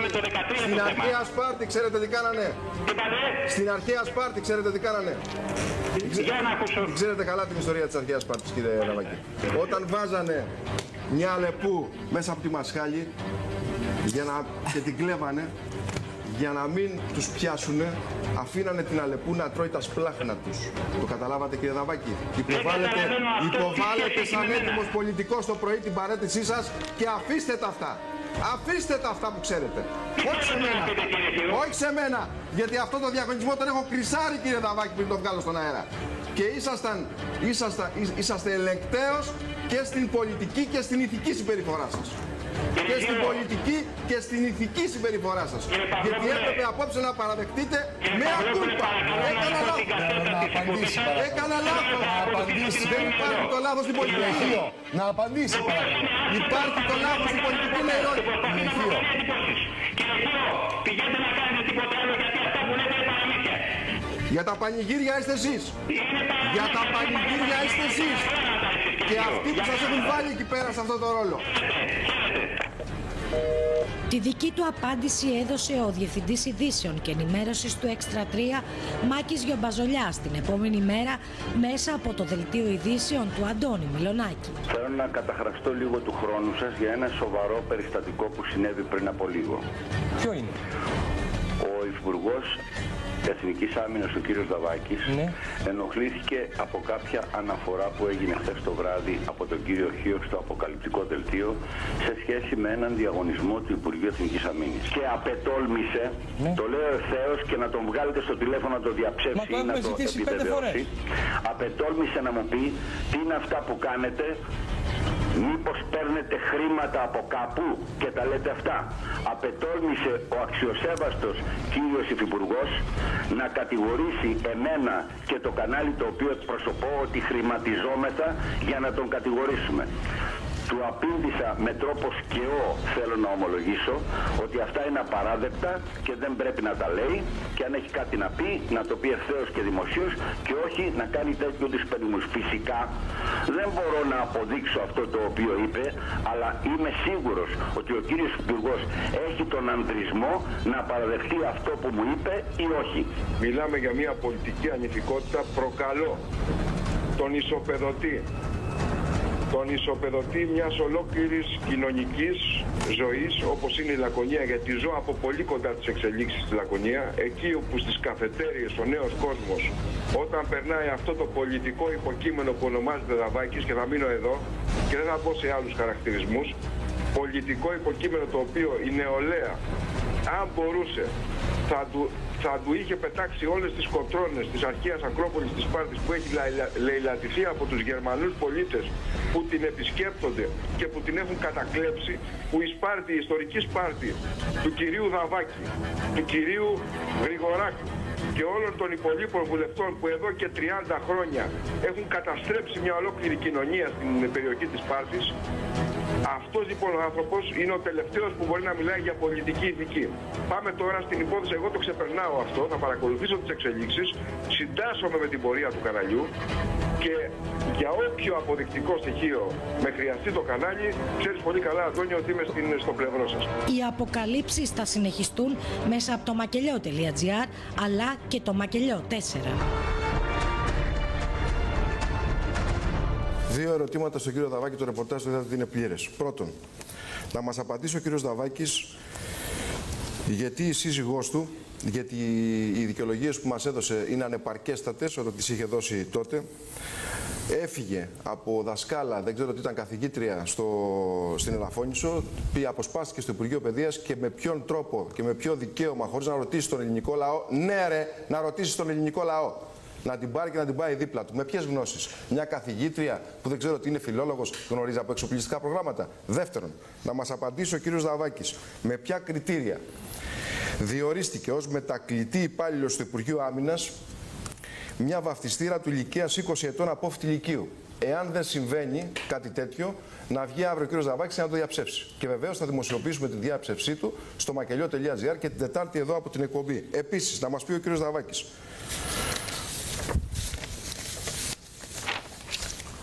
Ο επιστημονικός του συνεργάτης, ο κύριος Γιώργος Παντελεάκος, προφανώς συμπολίτης του, έχει διοριστεί στη Βουλή χωρίς να έχει εκπληρώσει στρατιωτική του θητεία. Πρόκειται για αστράτευτο νέο 30 ετών που εργάζεται στο Υπουργείο Άμυνας με αποδοχές πολύ υψηλές. Ο ίδιος είναι εκεί μόνο για να τακτοποιεί αιτήματα του κυρίου Ιφεθά, μιλώντας απρεπώς σε στρατηγούς και διοικητές σχηματισμών και μονάδων. Είναι εκεί για να εκπληρώνει τα ρουσφέτια του κυρίου Δαβάκη στην εκλογική του περιφέρεια και αλλού. Τέταρτον, να μας απαντήσει ο κύριος Δαβάκης, διότι αυτά είναι ζητήματα πολιτικής ηθικής. Κάθε Παρασκευή όταν μετακινείται και πηγαίνει στην ιδιαίτερη πατρίδα του, με όλη την οικογένειά του, τα αυτοκίνητα που χρησιμοποιεί, τα γεμίζει, τα φουλάρει, τα ρεζερβουάρ με καύσιμα του στρατού από την Αθήνα, όταν τα περισσότερα στρατόπεδα στον Εύρο και τα νησιά δεν έχουν πετρέλαιο για θέρμανση, ενώ ένας ολόκληρος λαός υποφέρει ζητώντας και οικετεύοντας από τον κύριο Στουρνάρα να του εξαλείψει τον φόρο για το πετρέλαιο θέρμανσης που έχει γίνει η Αθήνα μια καρκινογόνα εστία που θα πεθάνουν όλα τα νέα παιδιά. Και να μας απαντήσει ο κύριος Δαβάκης εάν του χαλάσαμε τη δουλειά βγάζοντας, και ξέρει καλά αυτός τι λέω, βγάζοντας το θέμα για την ιστορία της Κεστλέρ, κύριε Δαβάκη. Ένα σχόλιο από τον κύριο Αμυρά και κλείνουμε. Ο κύριος Δαβάκης έχει κάνει και μία άλλη αθλιότητα κατ' εμέ και την έχω καταγγείλει δημοσίως, ότι ιδιωτικοποίησε τα καψιμί και είχε το θράσος να παρουσιαστεί ενώπιον του ελληνικού λαού και να πει ότι έτσι θα δημιουργηθούν θέσεις εργασίας και θα έρθει η ανάπτυξη. Λοιπόν, τα καψιμί έτσι, δεν είναι χώρος για να εφαρμοστούν οι φιλελεύθερες ή οι νεοφιλελεύθερες ιδέες. Αν είναι δυνατόν, αυτή τη στιγμή έχουμε φαντάρους οι οποίοι παίνονται, οι οποίοι συντηρούνται με τα βίες από τις οικογένειες τους για να υπερασπιστούν την πατρίδα, και έρχεται ο κύριος Δαβάκης και κάνει νεοφιλελεύθερη πολιτική μέσα στα καψιμί. Αυτή είναι η αντίληψη του κύριου Δαβάκη για την οικονομία. Θα κάνει τα καψιμί έβρεση δηλαδή. Ναι. Μια κουβέντα από τον κύριο Κωνσταντινίδη. Πολύ σύντομα, αγαπητέ κύριε Κωνσταντινίδη, πολύ σύντομα. Ο κύριος Δαβάκης είναι ένας ψεύτικος άνθρωπος, αγαπητέ. Δεν ξέρω αν είναι ψεύτικος άνθρωπος. Εγώ ξέρω ότι είναι ψεύτικος πολιτικός. Ψεύτικος πολιτικός και άνθρωπος, και αυτά τα οποία λες δεν πρόκειται να δώσει απάντηση. Δεν με ενδιαφέρει. Θα υπάρξουν όμως και άλλα αποκαλυπτικά στοιχεία και ο καθένας θα καθίσει εκεί που του πρέπει. Μην φοβάστε παρηγγεία. Θέλω να καληνυχτήσω τους φίλους που μας παρακολούθησαν. Θέλω να ζητήσω συγγνώμη, διότι με ενημέρωσαν στις 8 το βράδυ ότι η εκπομπή θα είναι μικρότερης διάρκειας 35 λεπτών. Επίσης θέλω να πω ότι αυτή η εκπομπή θα λέει την αλήθεια. Θα συνεχίσει να λέει την αλήθεια και όπου πάει. Και ντρέπομαι πάρα πολύ, ειλικρινά ντρέπομαι, γιατί υπάρχει ένας αξιόλογος Υπουργός Εθνικής Άμυνας, όπως είναι ο κ. Αβραμόπουλος. Δεν θα κρίνω εγώ την πορεία του από το Υπουργείο Εθνικής Άμυνας και πριν. Θα το κρίνω όσο είναι Υπουργός Εθνικής Άμυνας. Ήταν ο πρώτος άνθρωπος ο οποίος με έξυπνο τρόπο μπήκε καρφί στο μάτι του κυρίου Βενιζέλο και του είπε: κοίτα να δεις, δεν θέλεις στρατιωτικές παρελάσεις. Εγώ θα πάρω χρήματα από τους ιδιώτες και θα την κάνω την στρατιωτική παρέλαση. Επειδή λοιπόν ο κύριος Αβραμόπουλος είναι αξιόλογος, λυπάμαι πολύ κύριε Αβραμόπουλε που κρατάτε αυτόν τον άνθρωπο ακόμα στο Υπουργείο Εθνικής Άμυνας και δεν τον έχετε πετάξει από τις σκάλες με τις κλωτσιές. Με τις κλωτσιές! Διότι ξέρω πολύ περισσότερα για τον κύριο Δαβάκη όσα ξέρει όλο το Υπουργείο Εθνικής Άμυνας. Και λυπάμαι πάρα πολύ που μιλώ έτσι για έναν συμπολίτη μου, τον οποίο τον γνωρίζω πολύ καλά. Νεκροθάφτης της Λακωνίας. Έτσι κερδίζει τις ψήφους. Πηγαίνει στις κηδείες και στα μνημόσυνα, παραμυθιάζει τους γέρους και τις γριές. Και σας έχω ξαναπεί, απομακρυνθείτε από αυτή τη λογική. Στοπ, τέλος. Θα σας πάρουν ό,τι έχετε και δεν έχετε. Και στους γέρους και στις γριές. Όσο για τους νεαρούς ανθρώπους, να κάνουν κουράγιο να σφίξουν τις γροθιές, η εκπομπή αυτή θα υπάρχει και θα συνεχίσει να υπάρχει. Πάντως ο διαγωνισμός ήταν από την τηλεόραση, έχει σταματήσει πότε, κυρία Δημητριάδου, όμως, όταν βγήκαμε στον αέρα και τους κράξαμε. Μέχρι τότε τι κάνανε. Και είχε και έναν ισχυρισμό, από ό,τι θυμάμαι προχθές, ότι δεν είχε μάθει, δεν είχε γνωστοποιηθεί ακόμη η άσκηση ποινικής δίωξης. Γι' αυτό δεν είχε γνωστοποιηθεί, δεν γνώριζε τίποτα, δεν άκουσε τα μέσα μαζικής ενημέρωσης. Και αν δεν τα άκουσε πριν ή δεν είχε ενημέρωση πριν από ότι γινόταν χαμός με τα εξοπλιστικά προγράμματα, μετά δεν άκουσε την ενημέρωση, δεν άκουσε ποιες εταιρείες κατήγγειλε. Και θέλω να πω και κάτι τελευταίο. Με την εταιρεία τη συγκεκριμένη, την Kessler, δεν έχουμε απολύτως τίποτα. Ούτε έχουμε να μοιράσουμε τίποτα. Μαγκιά της που πήρε το διαγωνισμό. Το θέμα είναι με ποια κριτήρια πήρε το διαγωνισμό, με ποιες προϋποθέσεις και γιατί οι άλλες εταιρείες δεν πληροφορήθηκαν τίποτα για αυτή την ιστορία και τους πέταξαν έξω με τον εύσχυμο τρόπο ότι δεν έχουμε κονδύλια για το ΕΣΠΑ. Κυρίες και κύριοι, θέλω να σας ευχηθώ. Καλό ξημέρωμα. Ελπίζω να είμαστε εδώ την Τετάρτη.